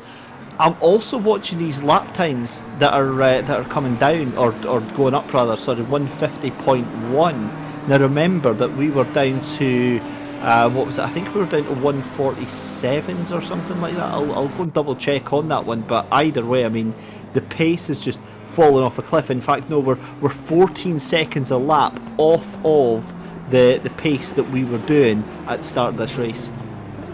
And Mullard with a 5-second penalty as well, but yeah, we just got the lap times if any of you was quick and keen-eyed at the bottom right of your screen. Just under Ben Mullard's wonderful face, Andrew Richardson's wonderful face, sorry. We had the best, or the previous lap, and then his best lap, and that is Barney doing a bit of rally crossing on the exit of turn number 4, I believe that was. So Richardson will go through, happily take P number 6, and there's a penalty for Ben Mullard. Well, this race has had it all, and would you believe it, the sun is trying to come out yet again here, which means that track is going to try and dry off, and that gap between Igor Ogorodnikov and Walsingham, I'm surprised. Yep, just seen that Igor Ogorodnikov into the pits then. I was away to say that gap has not come under 10 seconds there. If he's on to dries right now, I'm calling it right now. It's way too early. You've got to think he's going to be on wets to the end of the race here. You think he's also running out of fuel here, because we've not really seen this. No, this is now we've gone an hour. Right, this is where we've had Snetterton and Bathurst have been an hour races. This is quite a high-speed track as well. You flat out for a fair bit of it compared to prior circuits.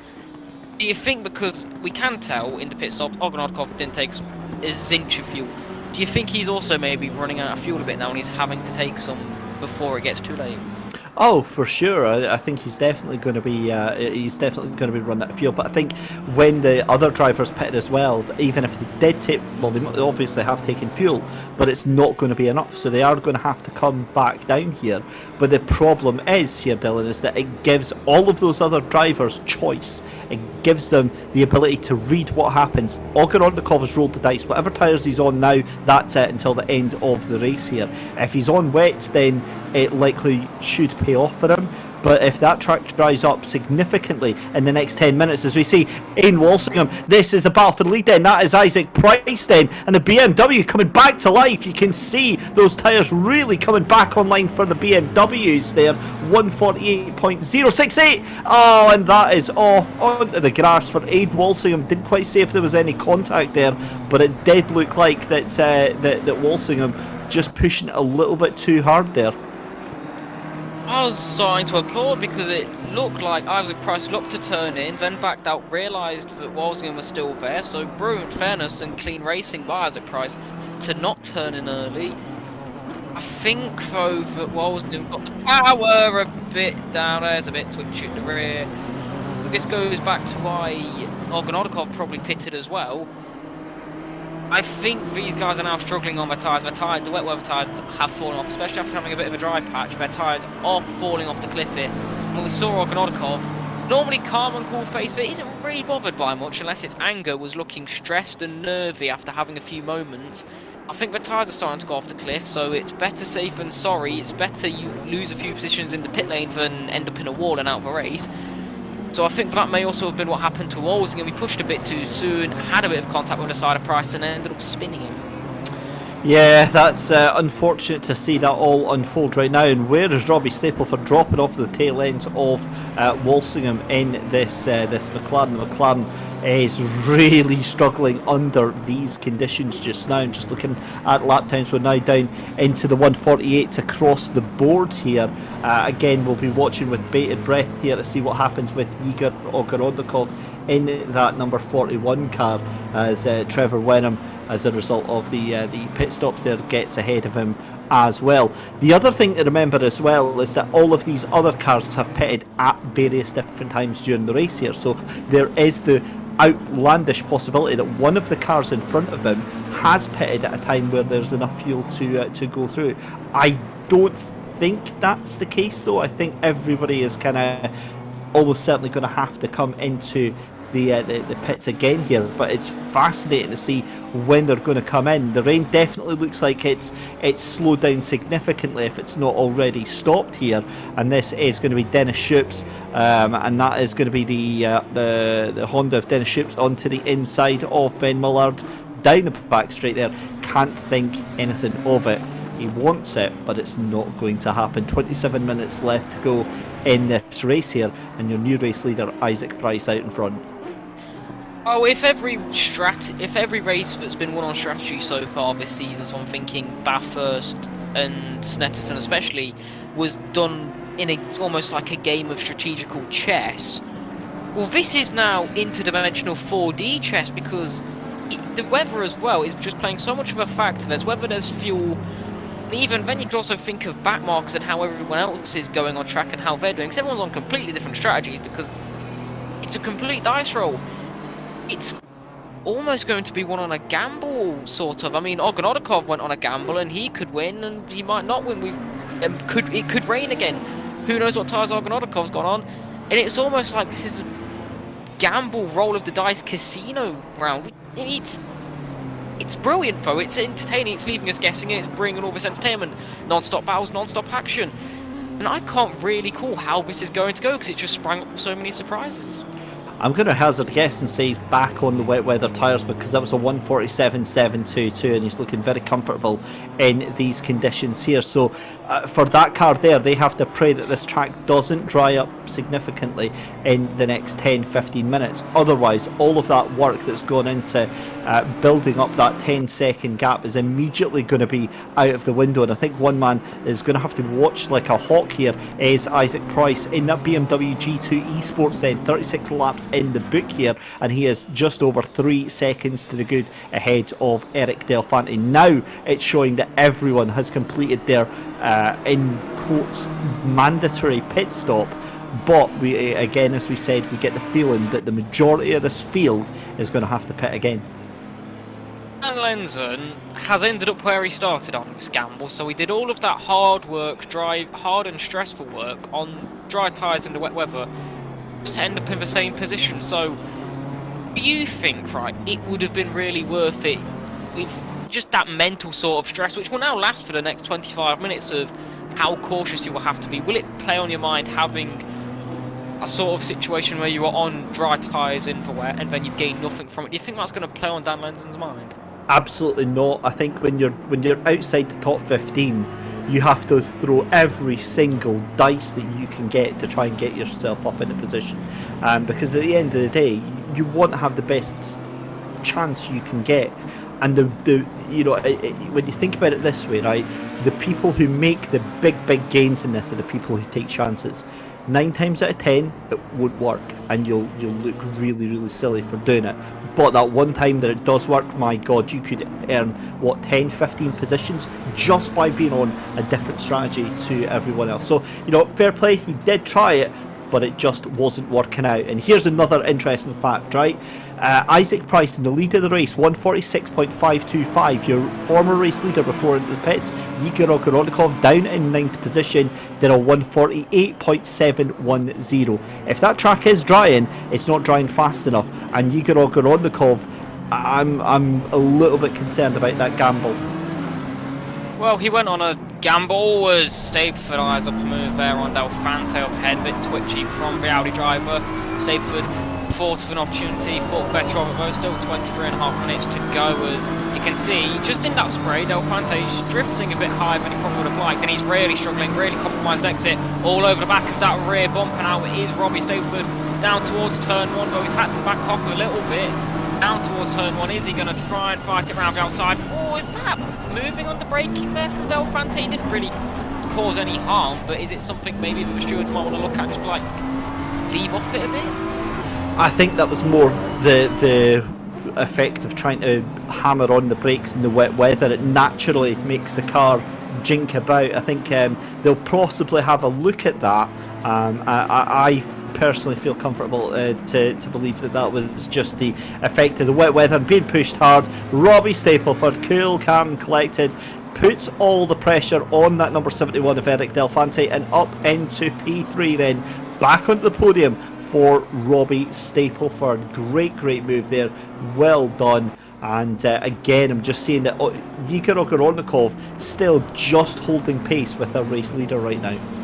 Yeah, I think it started to rain again and it's coming down a bit heavy again.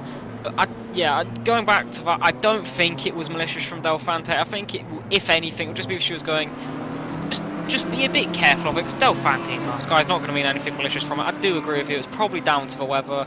It's just one of those, just be aware of it. Nothing bad happened. We're not going to make a big deal. Just keep an eye out.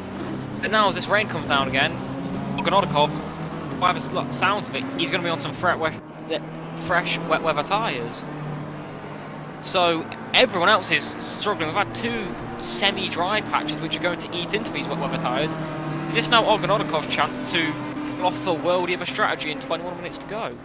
Well, it could be, but the simple fact is that he's not lapping faster than the race leader right now, and that is going to blow a huge hole in the strategy of that number 41 of Igor Ogrodnikov. He really has to try and get to grips with this, and the thing is that, as we said, conditions still deteriorating again here at Indianapolis then, so you know it's going back and forward so many times. I just have no idea how this one's going to end here. As well as if Ogrodnikov can't make any major moves with this, he's now down in P9 and Stapleford's up in P3. That's a massive points difference. That's about 20 points to about 10 points, so if I'm not mistaken, something like that. So Stapleford's going to be taking a massive lead in towards the final round at COTA. The difference is it is double points next week, but do you think this sort of gamble, which may or may not pay off for Ogrodnikov, do you think that will really hurt him going into the final round? Potentially. I had to pause and think about that one there, because I mean, maybe, but I'm still convinced that 8 out of 9 of these cars have still got to go and do another pit stop there. I don't believe they're going to be able to make it go until the end. We're getting faster, actually, believe it or not. So one of the other things that we could have been doing is, we actually could have been using a lower fuel map, because of course that's going to put less acceleration into the car. It's going to spin up the wheels a little bit less there, and potentially use less fuel as well. So they might be able to go a little bit longer, but I'm still almost convinced completely that the majority of cars here are going to have to pit again. So the problem with that is that gap between the leader and the number 41 is going up. It's 52 seconds at the moment as we're watching Dennis Ships here for the Honda machine, and that car looking all out of shape, and that is going to be up the inside for Simone Etzel. It can be from a baby. 20 minutes left to go in this race. Still Isaac Price from Aidan Walsingham, Robbie Stapleford in 3rd place, Eric Delfante in 4th, Clyde Barney in 5th position. Then it's down to Aidan Richardson in 6th position, Oniko in 7th, Trevor Wenham. I mean, you've brought that up consistently there, Dylan, about Trevor Wenham, but that recovery drive, I mean, to get up into 8th position, that is ridiculous. He's not going to give up. I mean, we're saying P8 like it's where he's finished. I can almost see him getting Oniko, because Oniko's had a mistake. His tyres aren't, they're not going to be as good. He may have got some damage from his little adventure at turn 1, we don't know. Trevor Wenham, He's clearly hungry for it as well. He wants to hunt down as many cars as he wants. No one's safe right now from Trevor Wenham in that number 3 Porsche. So if you're on the track ahead of him, he's going to do the best he can in this final 18 and 20 seconds, or 18 minutes and 20 seconds, to hunt you down and get the pass done. And even if he finishes P8, it was P25 at the end of turn 1 with potential damage as well to climb up this order. It's probably been one of the best recovery drives of the season so far. Yeah, I have to give you that there, as Simone Yates get it all wrong at the start of or exit of that start-finish straight there into turn 1 there, has to take to the escape road. The other point as well that I'm just looking at here from the likes of Isaac Price in the leads of this race, that the lap times they're putting in 146.3. Now here's the question, or here's the point actually, Dylan. We're presuming that Yeager took fresh tyres at that pit stop. We don't know if he did or not, and if he didn't, then he's on exactly the same thing. He had to put in fuel, but he might not have taken tyres. Are we gambling as much as the drivers on track are when it comes to we're having to guess what they're doing as well as all the other drivers? That's part of the fun of commentating, I guess. It's kind of, we've got to play a game of what are the drivers doing and try and tell the audience what we believe is happening, when in matter of fact we could be completely waffling and we have no idea. So yeah, you make a good point. Gonodikov isn't making any inroads right now, and if he has had to take more fuel, he's probably going to be going slower than he was because he's going to be running a heavier car. So it's a solid point there. I personally didn't think of that one. So likely it is Gonodikov probably didn't take tyres then actually to minimalise the time loss, which may not have worked in his favour. Yeah, I mean, it keeps him in tow in terms of if there's any major changes here, and you can see again the rain's calmed down massively and a darker line appearing on the racing line here as Dennis Shoops for that Honda team still trying to get the move done here on Ben Muller there. Looks like that is going to be done and dusted as they come down the start-finish straight. A little bit of aggressiveness, a little bit of wiggling into the braking zone there, but that is going to be the Honda car taking that position as clear and as clean as you like. 16 minutes left to go. I tell you what as well though, Isaac Price, that's 4/10 of a second come out of that gap for the lead right now. Walsingham is finding a new bit of pace as well, 145.590 that last lap round. That was a second faster than Igor Ogorodnikov. Do not go to sleep, because this is going to be an interesting final 15 minutes, as in our race Robbie Stopeford is currently the fastest man on track. Would you believe it? Do not go to sleep, people. Get a cup of tea, grab your popcorn, because we are in for a Grand Slam showcase for a finish here, Dave. Yeah, we certainly are there. Trying to have a sneaky little bit of chocolate in the middle of a 90-minute race there, and it backfired absolutely massively. You've got to keep your energy up, and certainly that's something that the drivers will be able to understand as well. And yeah, you're absolutely right. I've got no idea what is going to happen in these final 15 minutes. Again, as commentators, right, we start the race and we've got all this conjecture and we chat about what could happen during the race and what if X, Y, Z, and this is not the way I saw this pan out at all. Firstly, I just presumed we were going to have a dry race. I had no idea we were going to get weather thrown into the mix. And then on top of that, just how topsy-turvy this race has been with everybody. It's been fascinating here, Dylan. Oh, that's your fault for sleeping on it. It's the Cammus Cup. It's the Cammus Community Cup. We have not had a boring race. We have had 4 absolutely amazing rounds so far, with jam-packed action, full of surprises, strategy, overtakes. So this is Simone Yates trying to get back on Ben Muller, and there's a surprise. Knock, knock on your door. Simone Yates says, get out of my way. That's surely going to be another penalty coming his way, because that's not how you get past Ben Mullard. I swear to God, I was away to praise the championship for how clean it was. Literally, just as those words left your mouth, and I saw that, I'm like, yeah, probably best not. Look, joking aside, though, I mean that has been very, very rare.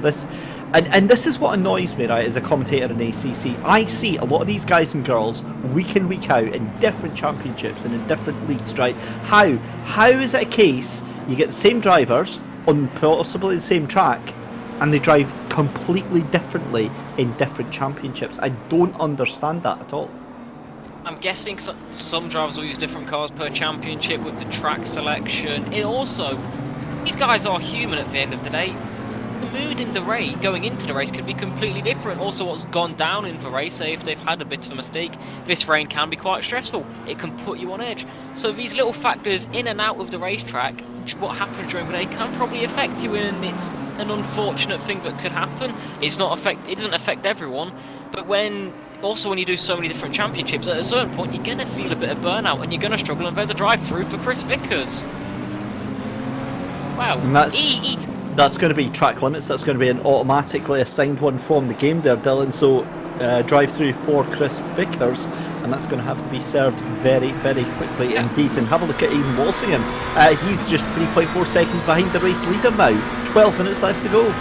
Can someone please give Chris Vickers a break? He has been bullied in and out every round so far. Something's just wanted to kick him in his face. It's so unfortunate because Chris is a lovely guy. But back to the race, Aidan Walsingham taking a massive chunk out of Isaac Price. He's taken an eye at your book there like it was chocolate, and Robbie Stapleton, quickest man on track, hunting down Aidan Walsingham. 12.5 minutes to go. Who's winning this one? I can't call it. I'm going to say I think Robbie Stapleford. And I'll tell you why. He's the fastest man on the track. He's 7 seconds behind the leader right now. But I still say I think pit stops still have to come into this. And I think he could be in a really good position.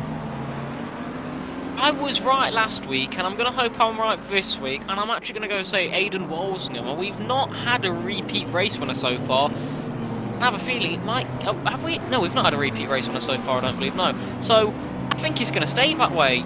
I think Aidan Walsingham might have this because he is slowly gaining on Isaac Price. And there, Robbie Stapleford, I think, may have made a bit of a mistake because the gap's opened up a bit here. So I think with the time we've got left, the time Aidan Walsingham's taken out of Isaac Price may just be enough to slowly get him down as Chris Vickers comes into the pit lane to serve his drive-through penalty for track limits. But my money's on this McLaren Shadow project driver in the 188 McLaren, Aidan Walsingham. I believe this is going to be his race in the final 11 and a bit minutes. Well, Yiger Ogorodnikov just fires in fastest lap, well, not quite the fastest lap, but a fast-ish lap there, 144.7. I'm still going to go with Robbie Stapleford, and just an update on that, actually. I misread the timing screen there. He's actually only 5 seconds off of the race leader, but 1.3 behind Walsingham here. So, yeah, we'll have to wait and see here how this is going to go. But Walsingham doesn't look as cool and like nonplussed as he did earlier on. Starting to see a little bit of anxiety coming across the face there as he's starting pushing. Yeah, again, is that the sunshine trying to come out again here? Oh, we saw in an onboard with someone earlier, the sun was gleaming, but the rain was still pouring down, so I'm not going to make any guesses on the weather anymore, because I think if we open our mouth, it's going to do the complete opposite and just been a bit yo-yo-y so far. It's wanted to make us look like fools of rain so far, and we're not complaining as it's been brilliant as the gap between Walsingham and Price has gone up again, and the gap between Stapleford and Walsingham has gone down, so it's impossible to predict. For all we know, only Coe could end up winning this race. It has been back topsy-turvy. As we're getting the news, it was traffic that is slowing down Walsingham, so Stapleford will then catch that, but the way this race could actually be won by anyone, the way things have gone, we've seen the likes of Ogorodnikov and Del Fante struggle and been a bit swervy and a bit loose at the rear and looking like we're struggling. So even the best are being caught out here. Anything can happen in the final 10 minutes, and I still think it's anyone's game, really. If you're in sort of top 4, you're really in with a chance of winning this, depending on what happens further ahead. Yeah, that's there's nothing I can say against that. I think that's a very, very valid point, and there's so many variables that we have to find out. That's the key thing here. Is there pit stops still to come? That is the biggest question here, because I'm seeing the lap times just dropping and dropping and dropping. Robbie Stapleford doing a 143.9, Isaac Price doing a 143.8, and then Aidan Walsingham doing a 144.1 as well. But again, still that gap to Yiger Ogorodnikov, still that 53.2 seconds. So we're coming down to the final 9 minutes here. Have the driver saved enough fuel to be able to do a couple more laps here? Certainly, I'm not seeing any pressure on the looks of Isaac Price or Aidan Walsingham or Robbie Stapleford here. I'm so glad we don't have highlights for this championship, because I feel bad for the editor having to cut this. Yeah, just be the whole thing, wouldn't it? Just put up a replay like WEC does. I'm so glad we don't have highlights, so the editor would have an absolute chore on his hands with, well, every race we've had so far. It's been non-stop action. But yeah, I think you might be right. We don't know how much fuel. There's not really anything we can see about drivers, about who's got what fuel. So it could come down to a last lap of what is known as cycling as the longest lap. It's who can take the lap as slow as possible. Not like that, but they're trying to be as quick as possible whilst they're hindered with limiters with the fuel and stuff. But Stapleford has now got that gap under a second to Aidan Walsingham, and I think I might have been beating this one with my prediction here. I think, by the looks of it though, I don't think either of us might be right. I'm surprised, because this battle is still going to go for a bit, and this is going to slow them down. This is probably going to mean Rob Stoford's going to have about 5 seconds to catch up to his teammate. But it then also leaves the question, will Price slow down for his teammate or not? I hope not, because Price thoroughly deserves this one. He's been not flawless, but no one's really been flawless today, because the circumstances haven't allowed us to win. He's definitely been the most straightforward with strategy so far, and Isaac Price, especially after Bathurst, definitely deserves a race win. So I think Robbie Stoford is probably going to have to make the most of a best of second, or of a second position at best here. That's a fairly accurate judgment of what's going on or what's changing in front of our very eyes. The other thing that I've just realised, I went back through the laps there. The pit stops for the top 3 came on lap 15. Now obviously remember Igor Ogorodnikov went in a little bit earlier on, but lap 15 means that they're on lap 32. Now fuel wise, in wet conditions, I think they could possibly stretch that out to maybe 36, 30, maybe 37 laps. Maybe I'm talking absolute nonsense here. So, but I'm just thinking, you know, it's about a 40-minute lap here. I'm now in the bank that that Isaac Price could quite comfortably have this, because I now don't think that we do have pit stops to go. You say that, but it comes to it that we're going to see everyone dive into the pit lane on the last lap, because he's just been so hard to predict. And there's Simone Yates' penalty, which we said would be coming for knocking on Ben Mullard's door down at turn 1. We said it was coming. He's now got a 15 seconds penalty, so it's unfortunate for the Italian. He's been fairly good, and now, yeah, that's not the sort of thing you want to happen. It wasn't malicious, it was just a bit late on the brakes on the wet. It happens, and now he's been given another penalty for it.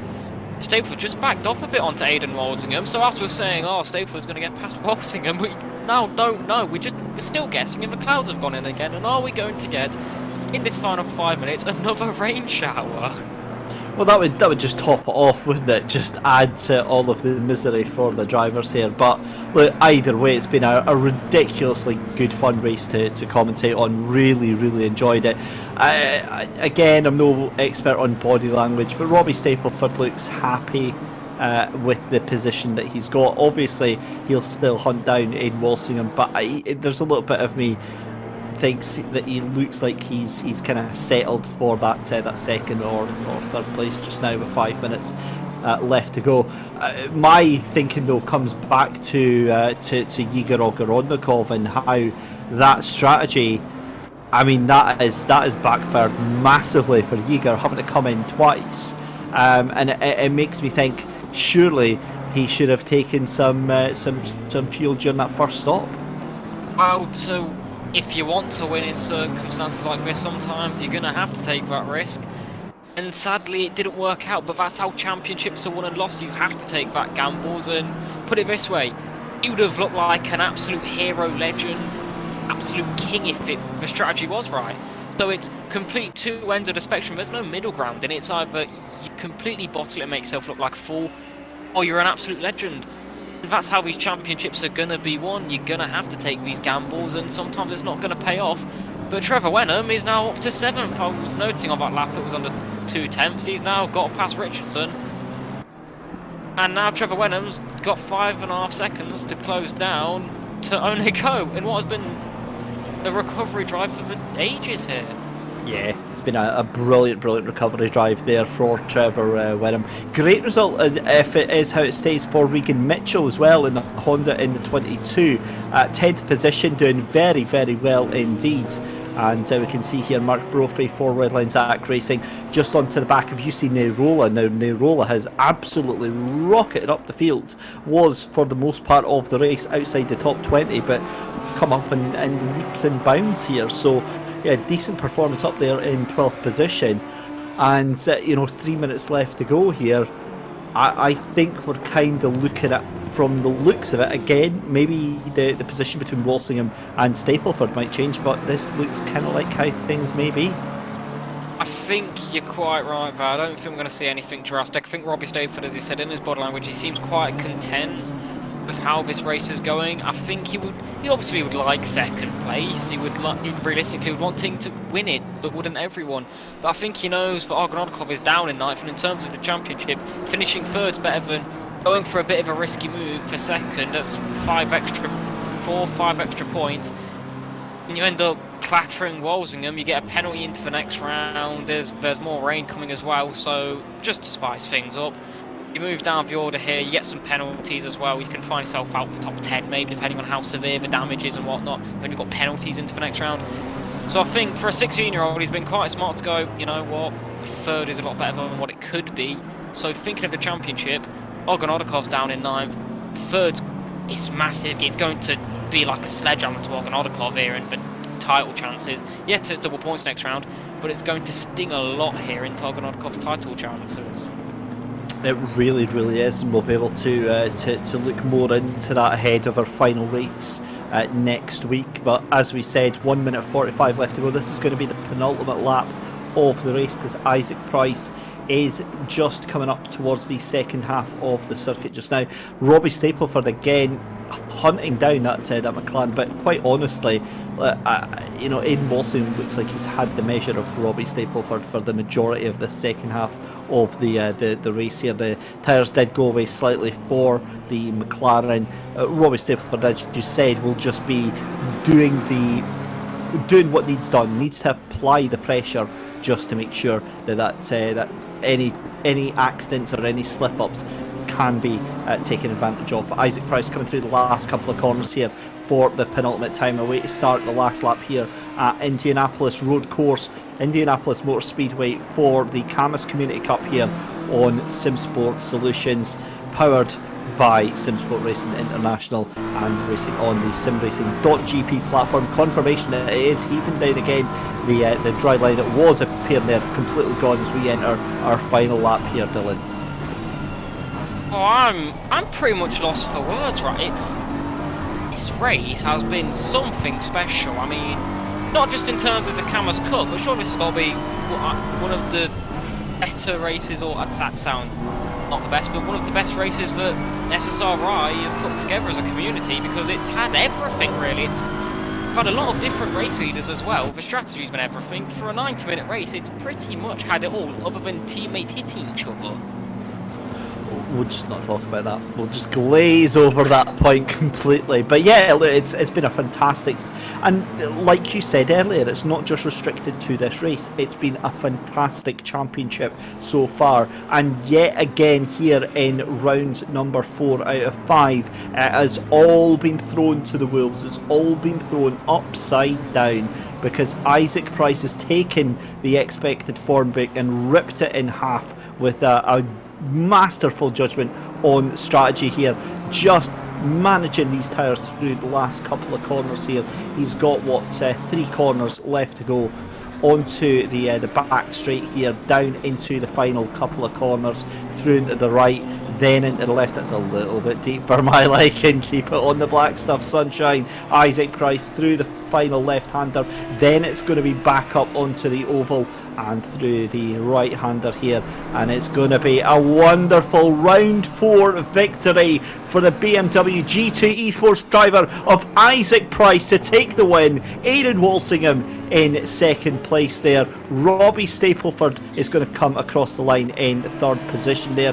Eric Delfante, after starting out so strongly there, is going to come across the line in fourth. Clyde Banney has an accident coming into the final part of the course there, and that, I believe, is going to not drop him down any places at all, because he was 20 seconds ahead of Oneko. So Clyde Barry should keep that 5th position. Indeed he does. Loses 7 seconds though. Oneko is going to finish in 6th, Trevor Wenham in 7th.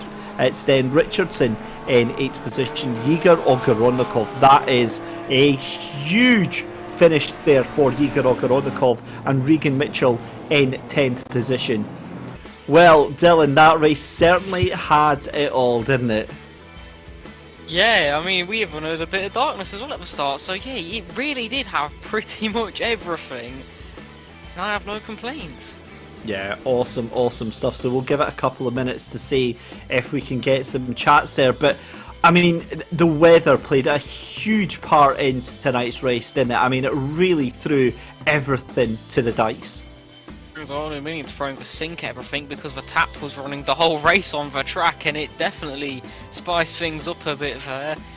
And you almost have to feel for Ogrodnikov as well. He took a gamble which seemed quite smart, and we thought it was going to stop raining, and it never did, and that's quite unfortunate because Ogrodnikov was the only person who took that risk, and unfortunately it didn't pay off, and that's really handed a massive dent into his championship hopes. It's good to see Isaac Price getting a win, which I personally believe he thoroughly deserves, especially after the mishaps after Bathurst. He's really not had a good race after that, because Bathurst he was miles ahead of the competition, especially after the qualifying results. He was untouched, was a good half a second between 3rd place, and there was only a 10th between himself and 2nd place. So Bathurst really looked like it was going to be Price's race. Didn't happen due to technical reasons, and I think thoroughly deserves it, no matter what the circumstances were. Yeah, and again, just realising that our broadcast producer whispering in our ear mid-race that some of the cars would have been able to actually make it to the end there. And again, it's something that you don't really think about, because you think, well, they've got to do a pit stop anyway, but then realising they pitted on lap 15, and the times had fallen off so severely that they were comfortable in their ability to go through to the end there. And I wonder how much that's going to affect Ogrodnikov going into the final round here, Dylan. He normally looks so calm and collected, and maybe he's also thinking, well, if I get a dose of bad luck, surely it's coming to Robbie Stapleford. I mean, Stapleford's been on the podium in every race so far, and with the way his championship has gone, surely he's due a bit of a mishap.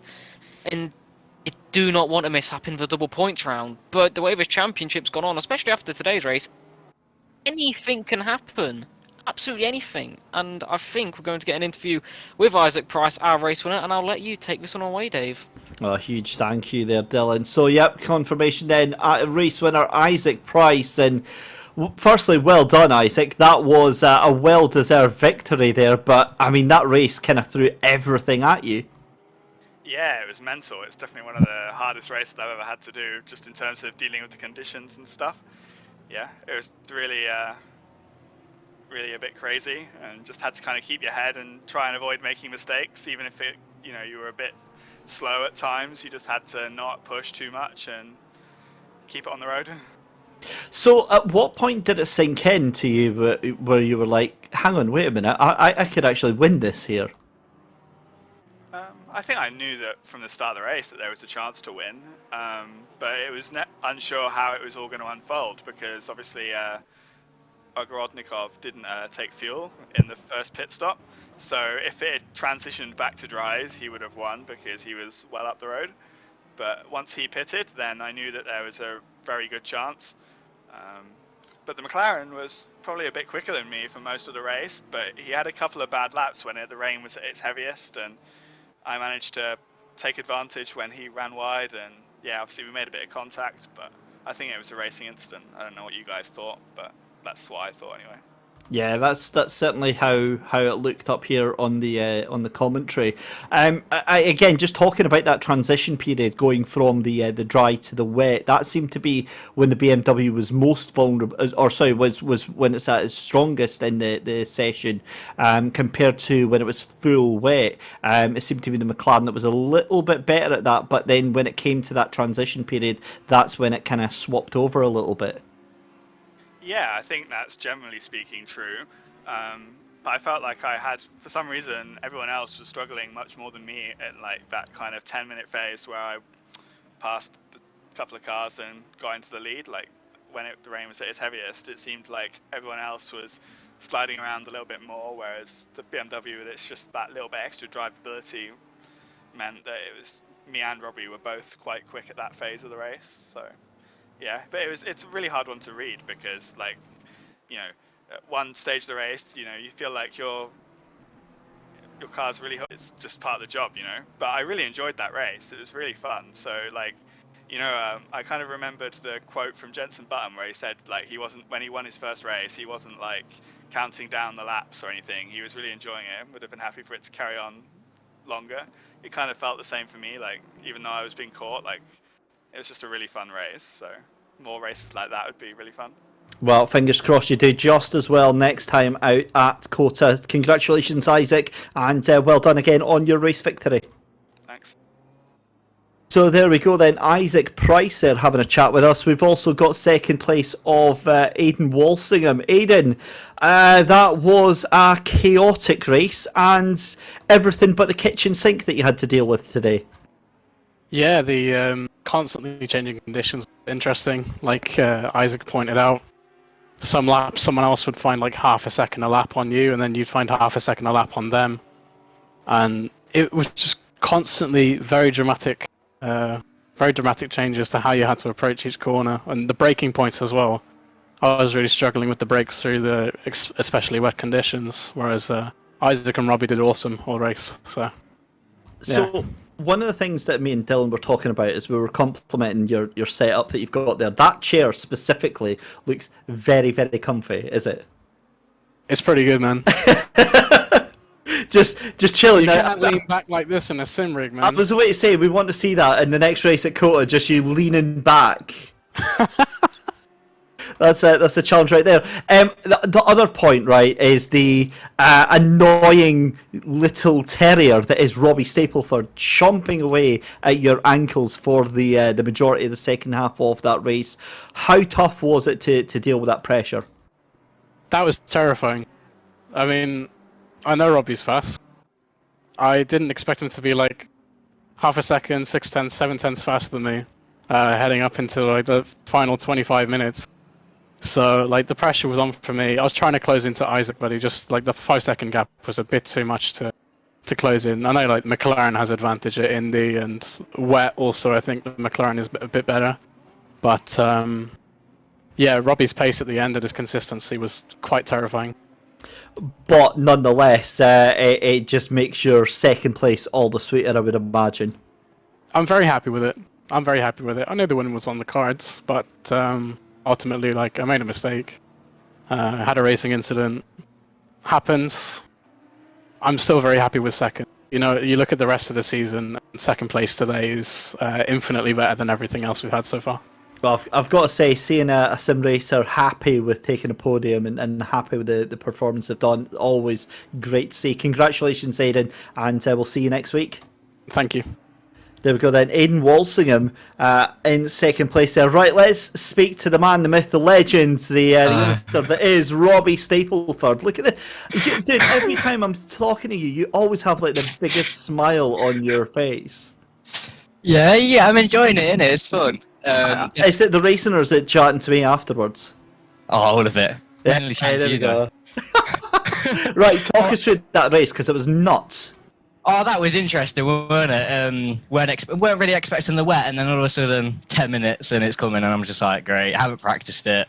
Haven't even practiced the dark, so this is going to be interesting. And it came, and it weren't too bad, to be honest. So, and then I had a couple of seconds damage from the start, and then I was like, I'm going to take it, am I not going to take it?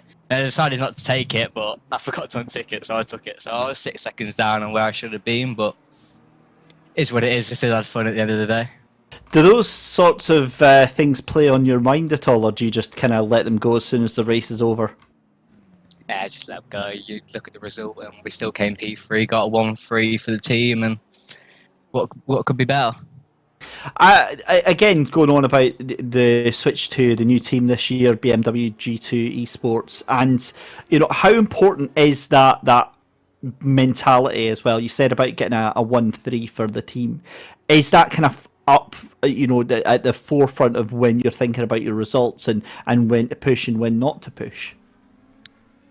We know our limits with each other, and I think as long as we don't crash or anything, it's all good. But we just don't let the pressure against each other get to us. We work as a team, to be honest, and we know the limits, and we don't go too hard on each other.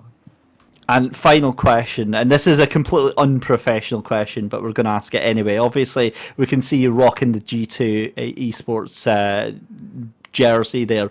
What sort of swag do you get from what sort of stuff do you get from the team, or is it just the jersey?